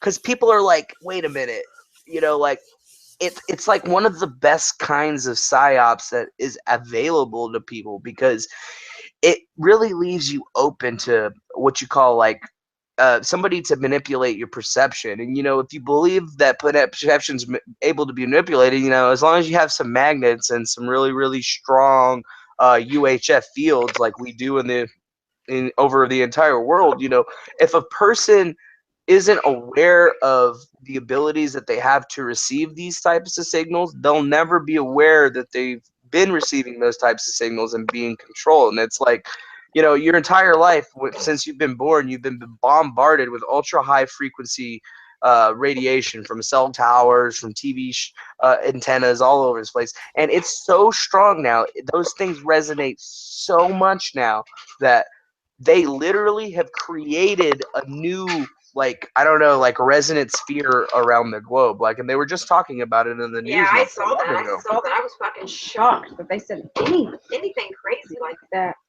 Like, yeah, apparently the LHF waves, low frequency waves, have created this anti solar radiation bubble that's actually helping protect us. Wasn't that the story? Don't worry, I got my tinfoil hat. I'm protected. I was like, is he wearing a tinfoil hat right now? Dude, I feel like I'm over on Unirock's channel. Hold on, Oh yeah, there we go. Get it on there. Hey, whenever you come on, you gotta wear a hat. Array, find a hat. There you go. There we go, bro. Yeah. This is my festival head scarf. That is fucking amazing. Hell yeah, man. Love the tie dye. Wait, I already do. Well, immigrant. So you got some. Yeah, you're good. You're good there. That works. I can just wrap them up. Okay, let's shake this up. Okay, those will block all the radiation. Let's shake this up a little bit. There you go. Let's see if we have any more viewer questions, because I don't want to ignore the viewers. And I know we've had a couple. Let me just skip through and see if I've hit everything, which I think I may have. Oh no, I missed one thing. So we had a viewer ask us about this. I've already brought it up and queued it in. Hopefully we can see it okay. Let me try to shrink it down a little. I'm not even sure what this is. I don't even think I've seen it. The baby watch? Yes. So if you know anything on it, one of our viewers wants you to talk about this. Oh my gosh. Okay, so Shang Dynasty, China. Let's see. Oh, wait, there it is. Oh, wait. Like your dreads. A baby watch. Okay, the baby watch. Like, I saw this come up. What it is, like 2008 that somebody come up with it, and they said it was from Ming Dynasty grave in southern China. Now, there's something about China that has always been rather interesting to me, and I'm gonna go off onto some really future crazy bullshit. But So let's just say that I was a being and I actually came from the year 888 in the future. And I'm not actually here. Like, I'm here, but I'm not actually here physically. I would be what you would call a walk-in. So I'm laying inside of I'm laying in a chair right now connected to a machine. That's happened to me. Interacting with you guys through a vessel that I selected because of some traumatic experience that happened in his life. So now I'm sitting here inside of this world, but I'm also outside of the world in another area. And if you would think about that understanding, is that, you know, time travel is only relative to the soul point. Like, a lot of people believe that, you know, it would be easy for you to transport your body from one place to another, and actually that would take a whole shitload of energy to actually transport somebody's entire physical body from, you know, this point all the way into the past or the forward or whatever. But that doesn't stop you from sending somebody's consciousness, because then it becomes what you would call like an energy ratio. Like, it's way easier to send just somebody's thoughts and feelings and abilities back than it would be to actually send the entire person back, because you're talking about way less energy, and that's something that could go through. So I found this one really weird thing one year where it was like, all right, well, imagine if you're this person and you're living in the year 888 and you're basically like playing a video game where you're trying to figure out how to fix the problem. So like that show 12 Monkeys, like, you know, you're coming from the future to go into the past to figure out why the future is the way that it is and how you could be stopping it. But then we're taking it to other place. So basically the world is back to being Eden. There are plants and everything that grow almost out of proportion, and we got to hit the plants with acid just to stop them from taking over our cities. And we only have very few cities now. They're like big mushrooms. The one that I live in is in Australia, very close to that rock called Arulu. And what we're doing is we're trying to find information about what happened, and we're basically trying to steer humanity away from doing the evil things and, you know, basically destroying all of themselves, A, through nuclear war, B, through some type of technological disease, and C, through some type of biological. Now, there are technological diseases and there are biological diseases. Like a technological disease would be like, you know, merging your consciousness with the computer system, or, you know, what they would like the Zep-Tepi, or like the transhumanism that, you know, guys like what's his name, Kurzweil are doing. You know, like they want to become immortal by becoming, you know, one with machine, because they want to live forever that way. But, you know, like technically we do live forever. Your consciousness doesn't die. Your consciousness just, you know, becomes rejoined to the greater whole of consciousness. Some people believe that there's a sphere of consciousness that embodies like every single person in the entire world. So the collective consciousness of humanity would be like a 12-year-old girl, basically. Or Why do you say that? because it's funny. Well, what makes you think it would be a 12-year-old girl? Well, I just couldn't see you know, the planet Earth or Mother Earth would be a female. And then, you know, if you look at all the people, there are very old people, but I mean, collectively, if you take let's say like we just took 100,000 people and we threw them into one area, and what do we call that? We call that Coachella, or we call that Burning Man. So we take all those people, we throw them into this big circle or whatever, we let them just hang out for a whole weekend. Look at what happens. I mean, you know, honestly, people are going to regress when they don't have any worries, needs to make bills, pay bills, or any of that stuff. They're going to regress in like age quotient back to being like a 12-year-old kid. Like, go to Burning Man, see how crazy some of those people act. Maybe not all of them. Are we? Are me? Not Are you all. gonna? Exactly. Hell yeah, I did. I got cray. I mean, whenever I'm at Coachella, I have the greatest time of my life, because I'm like, you know what, this is great. Nobody knows who I am. I'm wearing this purple get up. Everybody's gonna freak out and be like, "What's up, dude?" And I'll be like, "Yo, here, have a free joint." Happy Coachella, bro. Oh man, you're bringing back memories for me. I haven't been to a festival in a long time, so. Well, dude, Oregon Eclipse, dog. August 21st. Oregon Eclipse. Where's it at? It's in Oregon. Oregon. Okay. Oh, okay. Defango. Where do you live? What state? I'm in California, SoCal by Temecula. Oh, didn't you move recently? That's where I moved to. Yeah, I did. I moved from Arizona to California. You were closer to me in Arizona. Oh, really? Are you? Oh, I guess you're back probably like the other east way. Well, I'm always in between Arizona and California for the present time. There's a lot of treasure and things that need to be found still. Better find that. Okay, we've got a Show question us. from the audience again. Let me interject with it real fast. I don't want to get everybody mad at me. They want you to talk on the Book of Enoch if you have an opinion on it, and you know, just your general thoughts. You know, because I know we talked about Inky and some other things like that throughout the broadcast. They want to get a little deeper there, I suppose.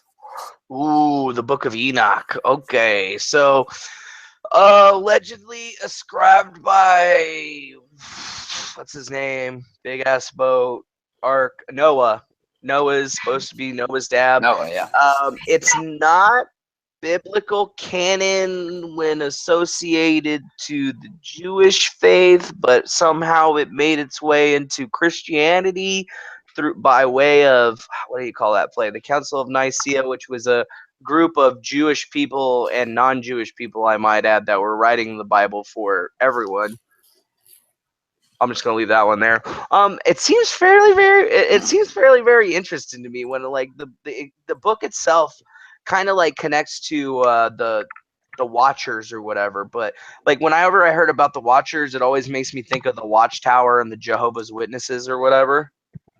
So I always kind of thought that was like a secret script or like a secret book of visions. And you know, I know that it's not exactly canon, but for some reason, I think it's very, very interesting that the fact that, you know, it's kind of connected to a lot of the other books, but it seems to allude to some interesting information about like the powers of man and how we've been able to move forward within this time, because it kind of like, I don't know, yeah, like I think that Enoch was actually not who we freaking thought he was. Like I think it was actually somebody else.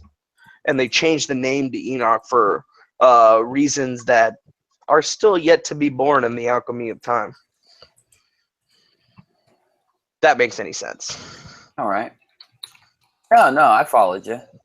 We're having some questions about the Dead Sea Scrolls and if you believe the Book of Enoch is, you know, in the same category, or if it sits outside of it, and if it should be included in the Bible, or if it's, you know, was right to be removed. And I think it should be included into the Bible, honestly, but it also seems like there's a big reasoning that needs that. Like there was a reasoning behind why they wanted it to be available inside of it, and I think that it's taken out because, you know, when you look at the Dead Sea Scrolls and how they were removed, you know, like what we understand is that, you know, like Jesus Christ himself was killed in, you know, 33 AD, but it wasn't until 300 AD that the Bible even started getting written, and shit, probably all the way down to 325 AD before they actually even got a real finished copy.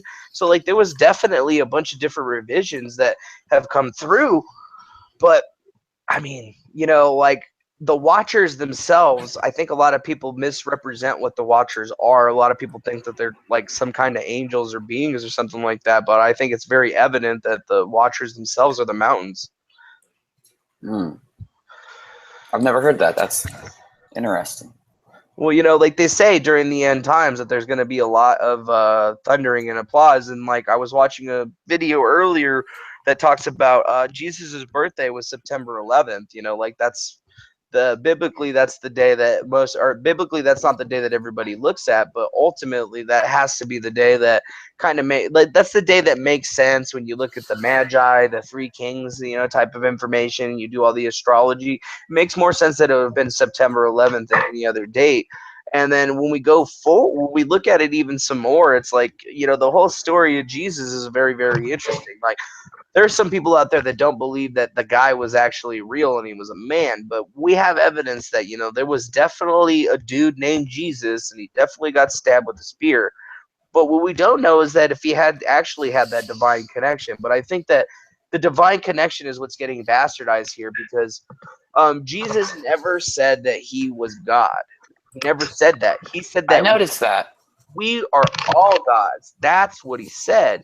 And then he said a lot of things that sound really, really Taoistic, or they sound like they're from different religions. Like, he sounds like he was studying the Tao and the Buddhism way more than he was ever studying Christianity. Because if you ever read what he says, like, it's very, very similar to what the Buddha would say. And when you explore, like, the Dead Sea Scrolls and the possibilities of how he could have, like, the missing time in his life, basically, like the 10 years.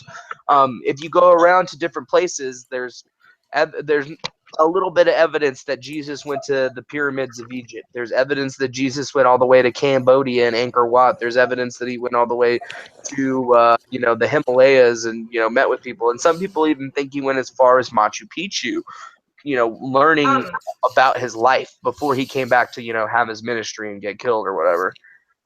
Uni, last night, you showed that that weird like the buried god or whatever, and the lady that was on claimed that he was Jesus. Was that what she was trying to say?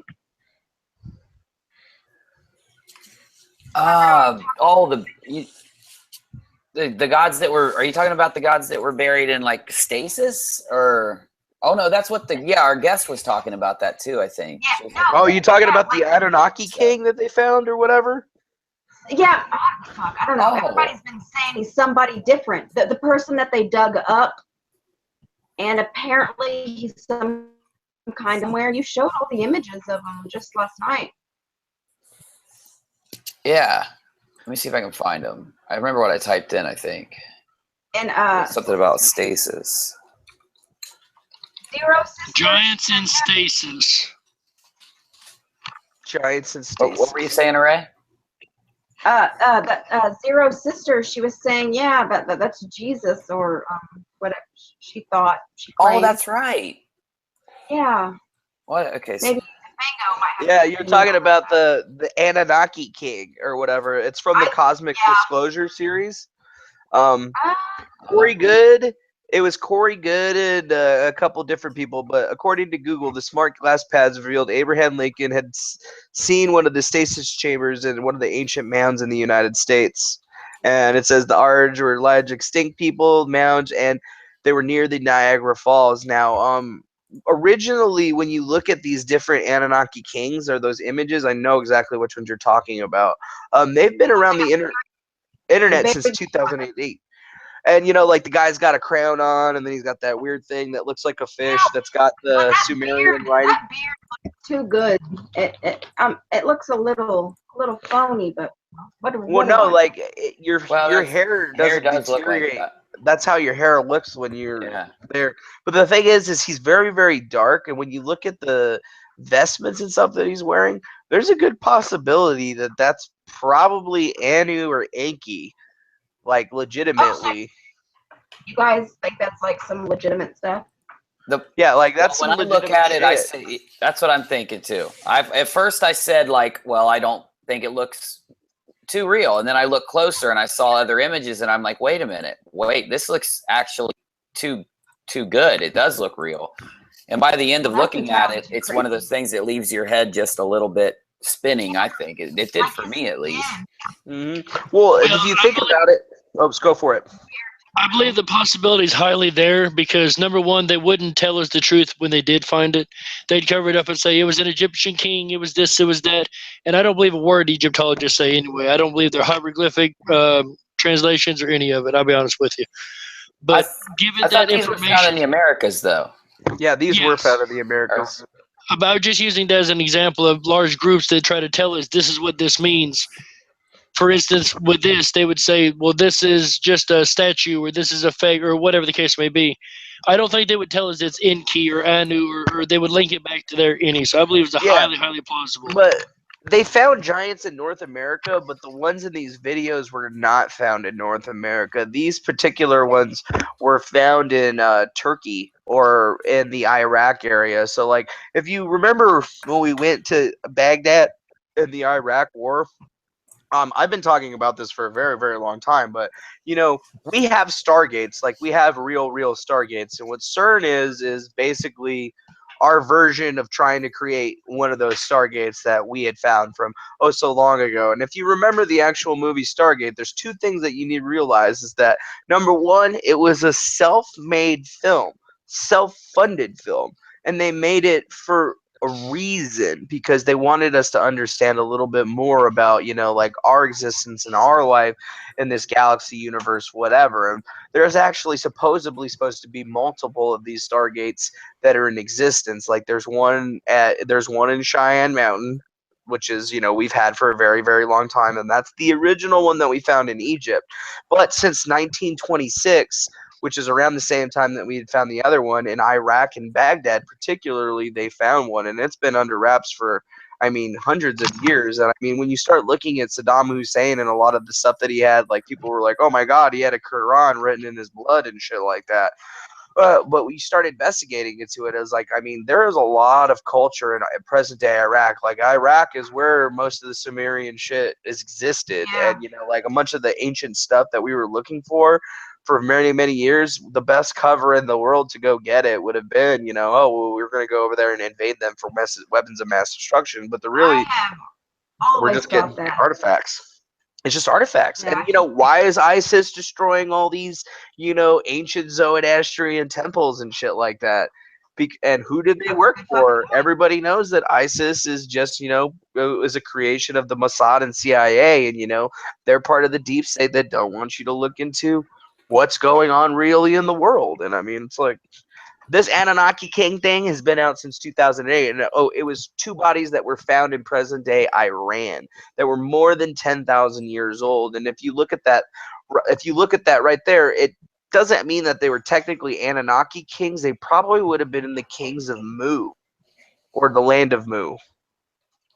So Mu and Lemuria before the sinking of Atlantis. So these would have been beings that would have been living in the time just before Atlantis sank into the ground.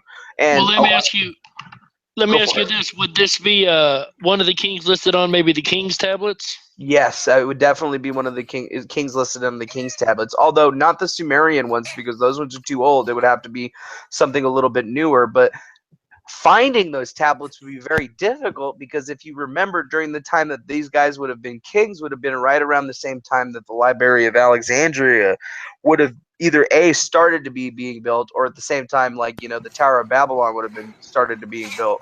And even more so, when we start looking at different locations, a lot of people believe that, Crimea, the reason that Russia annexed Crimea in the first place was not because they wanted to take them over and fix things. It's because the lost city of Atlantis was discovered right off the coast, and they wanted to get control of it. So okay, I want to ask you a question.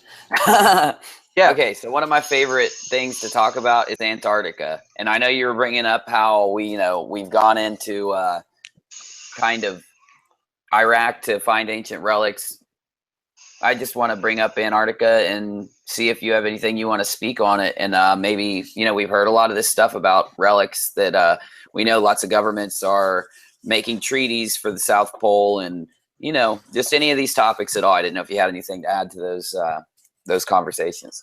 Mm-hmm. Well, for Antarctica, that one's always been a big one since, Operation High Jump, all the stuff that the Explorer, what the hell is his damn name right now? I should know this. Not Kincaid.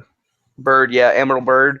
Admiral Byrd did a lot of stuff, and it's funny because Admiral Byrd's main claim to fame, and one of the biggest esoteric things that they talked about, was inner Earth or hollow Earth, and how there's entrances to inner civilizations on the North and South poles, and also all over the world, like the Himalayas, Mount Shasta, someplace in Arizona, probably the Grand Canyon, yada yada yada. So when we look at Antarctica itself, like, there's pyramids there. There's footage that somebody just released on like April 16th or whatever of guys literally parachuting out of C-130s and landing by the pyramids in Antarctica. There are definitely pyramids in Antarctica, and why is that? Well, if you look back at ancient culture, there's something really weird that pops up, is that there's an Egyptian tomb in Australia that some people are trying to say that is a fake tomb, but we've known that. How the hell did the Egyptians get from Egypt all the way to Australia without the ability to circumnavigate the globe? But when we look at it, we think about it, and you're like, okay, so if you look at the different representations of the ships that were available, every ship that they show, they have reed ships, which are the ships that were on water, and then they had solar boats, solar barges, and then something called a crystal ship. And these different like boats and stuff that they had, you know, like when you look at their stuff, even when you look at like mythology from the Vikings, like some of the older Viking mythology talks about them being in boats and flying through the sky. Like I think, you know, the not Zeus, but Zeus's father, the guy that has to fight Grungir, the ancient cosmic serpent, he's always on his boat and he's pulling the sun across Kronos, like he's always pulling his boat across the sky and he's forever, basically fighting against, that evil serpent that's trying to eat the world or whatever. He was on a boat that was flying with the power of the sun. And we've seen that. Like, we even found a solar barge, and that's what it's called. They call it a solar barge. Like, if it was a boat or if it was a wind barge, don't you think they would have called it that? Like, what's the point of calling it a solar barge? And the other thing is that the only reason this came up because, the Egyptologists didn't put the word solar in there. But then, some astute people went back and retranslated it, and they're like, wait a minute. How come they left the word light off of every single one of these boats? Like, what's a light boat? And then once you start thinking about it, you're like, did the Egyptians actually have the ability to utilize electricity? Because if they did, a lot of the stuff that they did, like building the pyramids and stuff, doesn't actually make it. It wouldn't be that hard, especially if they had a way to, create simple power tools, which we do have evidence of. Definitely, yeah. Man, okay, I got to change the subject kind of because our audience there's a lot of Mandela. Oh, go ahead. How do I get the chat to come up? Oh, you got to pull it up on YouTube, right? What device are you on? Yeah. What device am I on? A tablet. Okay, here. Oh, when you're on a tablet, it actually should be layered over top of your. Oh, you got to swipe. I believe you swipe up or down because it's layered over your screen. Once you swipe, it'll pull it out on your screen somehow. Okay, so let me. The audience has been bringing this up like over and over ever since we talked about the Berenstein Bears, and we do have a lot of Mandela effect people in the audience, so that's going to be brought up, and they're going to want to ask you something on it. But okay. You were talking about, and I think I understand what you said. So let me try to tell them what I think you said, and then I'll let you see if I'm correct or not. But okay, so you said that there were bootleg copies of these books. Well, what I think you meant is they were very successful books, and people wanted to sell them, and they were sold for a significant amount of money. They weren't real expensive, but they were kind of more expensive than other children's books, and they were kind of like premium children's books, what I remember, and. So people were actually copying them themselves. They were actually trying to mimic the artwork, back how they could then make their own Berenstein books and then, sell them off kind of like they do with Prada purses and stuff like that. So when they were printing these out, some of those bootleg books, they spelled the stuff wrong because they were literally either typing or drawing it or not tracing exactly, but looking at a book and then doing it themselves. So they made grammatical errors and they made graphical errors in these copied books. And I think that's what you were meaning. So yeah, that's what I was basically saying. They were errors. So for the Berenstein Bear thing, the way that I understand it now, it may be different to somebody in their own perception, but the way that I've seen it is that it was a misrepresentation of what was supposed to be there. And I've looked into it a lot, and during that time, especially the 80s and 90s, man, piracy was no joke. That's why they had to start doing all this piracy crap, because people were just like, oh, hey, we could make a copy of your book, change one thing, and we're good to go. And that was one thing that was happening in Mexico and stuff. And I mean, it wouldn't be too far off to, you know, see, you know, like a main run get printed at a book printer, and then the book printer themselves, you know, they run their own little copies or whatever, and they make their own little distribution. Because back in the day, it was really difficult. Unless you actually went into the store and found out about it, you would never even know that it was there, because like, what's somebody going to email you about it or something? They're going to send you a letter. I mean, it's going to take forever, and by the time, you know, you're figured out, they're already on to the next run. So exactly. It's something to be understood for sure. Like, that's the way that I've looked at it in the past. But, you know, like, everybody's always going to have their own, you know, opinion on it, you know, and I don't mean to try to, like, you know, tear down anybody's opinion whatsoever.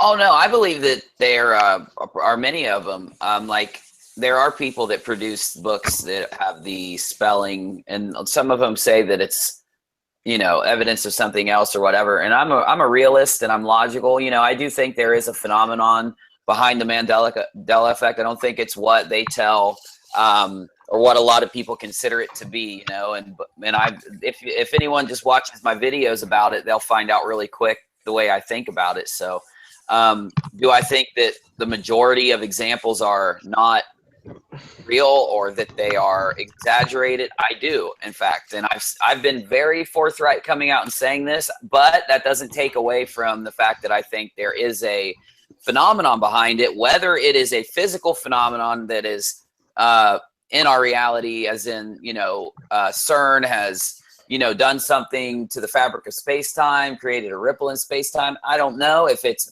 a group psychological impairment. I don't know. All I know is that it's there, and that's one of the main things that we created this live stream for, is to talk on all these subjects and come up with theories and maybe even test some of them. So, but with that though, I'm very sorry I have to end this stream soon, but we're going to stream again in about an hour or two. I have to get the kids in bed. They literally keep running down here and like throwing stuff at me and pretending to murder my animals if I don't get off the stream and pay attention to them. So I'm going to go hang with them for a little bit. I'm going to read. My son's like, I'm going to kill the cat if you don't come upstairs. So I'm like, okay. Come play with me. I'm gonna get it. He's going to get him. Yeah. The kitty dies. Defango, bro, I got to say this, man. He is, dude. I got to say this, though, man. This has been excellent. I love having you, man. I hope you come back. And you're, like I tell every guest that I get along with, and that I think adds to the conversation. Anytime I'm streaming, just pop in the chat and say, Uni, let me in. You're welcome in any stream I do. Array, same for you. You know what I'm saying? Get in here, talk to us. Hey, you know it. You're welcome in here, too. Yeah, I find that, like, a lot of guests, there's some guests that come in and they just follow a show's flow. You know what I'm saying? They kind of like rolling with the topics that come up. They like, you know, conversating back and forth. Those are the type of shows I think will really get a lot of people watching. And I'm really happy about this one. One of the best ones we've ever had. And we've been having a lot of good ones lately, so I'm really excited. Okay. So anyway, let me go ahead and do... Great, dude. You've been growing. It's cool. Well, I like thanks. what you guys are doing. Hey, and right back at you. If you ever see me online or whatever, I'm going... Hit me up. I'm pretty open on the stream almost all the time. I mean, if somebody wants to come on, as long as you're not one of those trolly people, but you know, usually I'm always cool for it. I'm not trolling. I'll come on and talk with you, Defango. Awesome. I've been told I look I'm like the opposite of a troll. I've been told I look like a troll a time You or do, two. Darkwolf. You do look like a troll. One of those hats we got to put horns on. We got to put horns on one of them so you look more trolly. Oh, most definitely. Bro.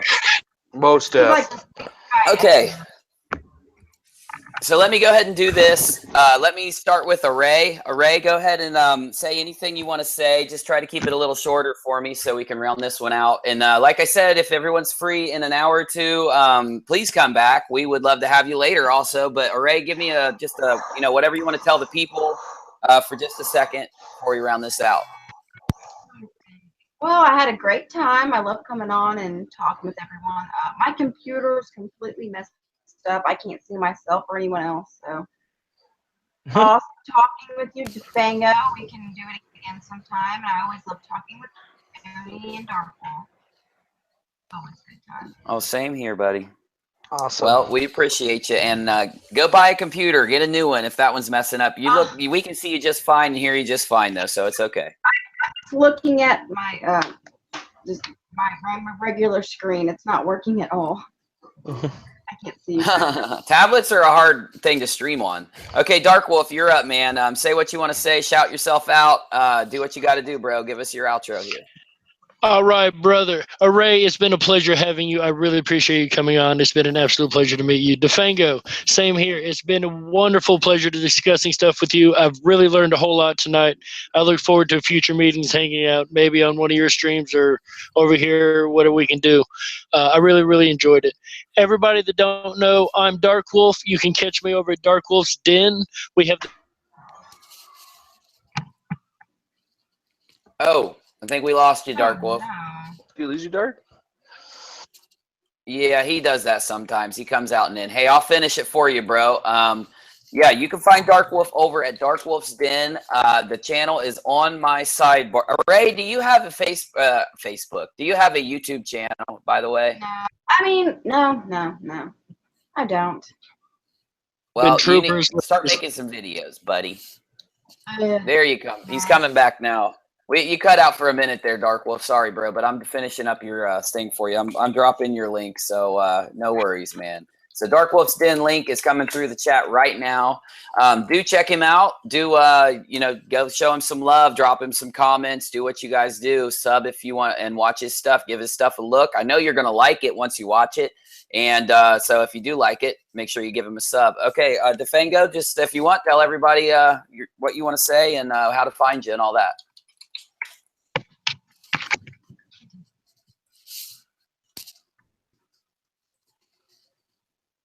Hey, I think you're muted, bro. We can't hear you. There we go. Sorry. Well, hey, thank you so much for coming or allowing me to have me on the show. Thanks to Ari for bringing me this one. At the same time, it's good meeting you, Darkwolf. Honestly, you guys can check me out on my channel, Defango, or youtube.com/Defango. That's me. I mean, I'm usually streaming all the time or there's something going on. So, check me out. At the same time, I really love what you guys are doing here, and I think we need to see a lot more of this because honestly, that just makes me happy because I was like, I want to see more people doing this because nobody's doing this. We got to do it. Oh, yeah, man. Awesome. Definitely. Awesome. This is fun. It's so cool to live stream. Like some people tell me I'm getting obsessed. Well, you know what? I am obsessed. I'm addicted. So it's daily for me now. So, but yeah, bro, I appreciate you coming, man. And I think you've enlightened some people and you've turned them on to some great subjects. I know people are going to go in now and type this stuff in and read about it. So, hey, that's what this is for. So we're doing it. We are definitely doing something. Okay. That's right, my friend. And I'm going to email you later when I get off this stream, bro, because I want to schedule something. I'm not going to be happy just sitting around. I want to get something scheduled between us. I want to do some more work with you. All right, sounds great, man. Well, you're always welcome, and I'm always open to working with different folks. Hey, I know that the more eyes we got on these different things, the better it's going to be. And there's a lot of really good stuff going on, so why not? Why not? Yeah, hell yeah, my friend. Okay, I got to mute everybody out so that I can engage my sound driver or else everyone will crash. I will get that fixed soon, guys. I thought I had it taken care of this time, but I have no clue what happened. Mod, are you on? Make sure you check the sound. It's coming because I got to play an outro for everybody or it just wouldn't be in my style. But I want to talk to the people who stuck in for our stream, you guys. If I missed anything that you have said, it's very important to me. If you please email me, my email address should be coming up. It's moving a little slow. That's not telling me good things. My stream is, I hope it's still coming through strong. And I just want to say, if you've stuck it in here and you've watched us, I hope that you guys will keep coming back. I know we had new people here. We look forward to maybe seeing you guys again. And you know what I always say, man? Hold up. Sorry, I cued the music a little too soon. You know what I always say, man? We love having people here. We love talking with you. We try our best to take your input in and the questions you have for the people on and try to get them in there. And if we missed any, email it to me and you will get it back. Now, here we go. We are rolling out. So Rachel, let me know if no one hears this. We're rocking out on the rock.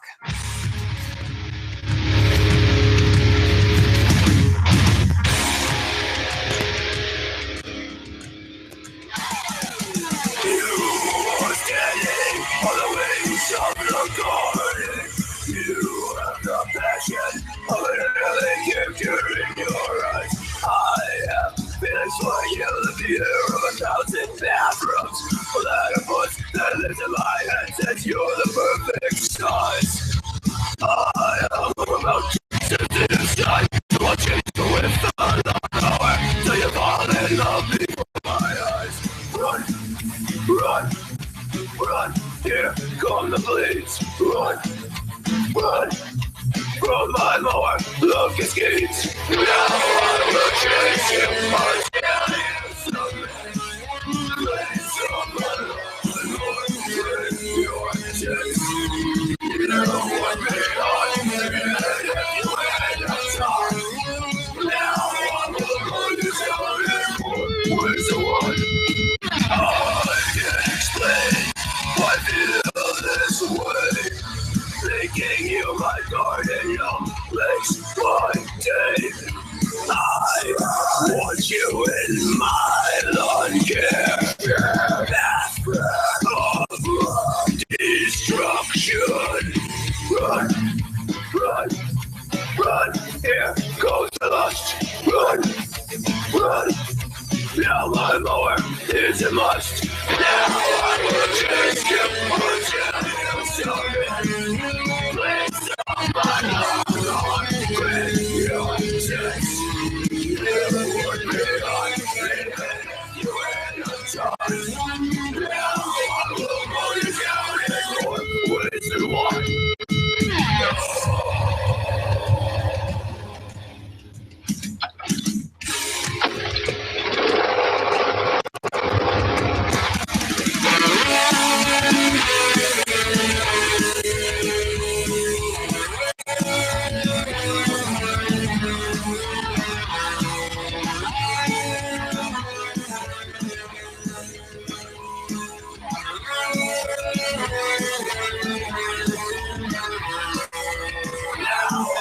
Chase you until you submit. Place on my heart with your chest.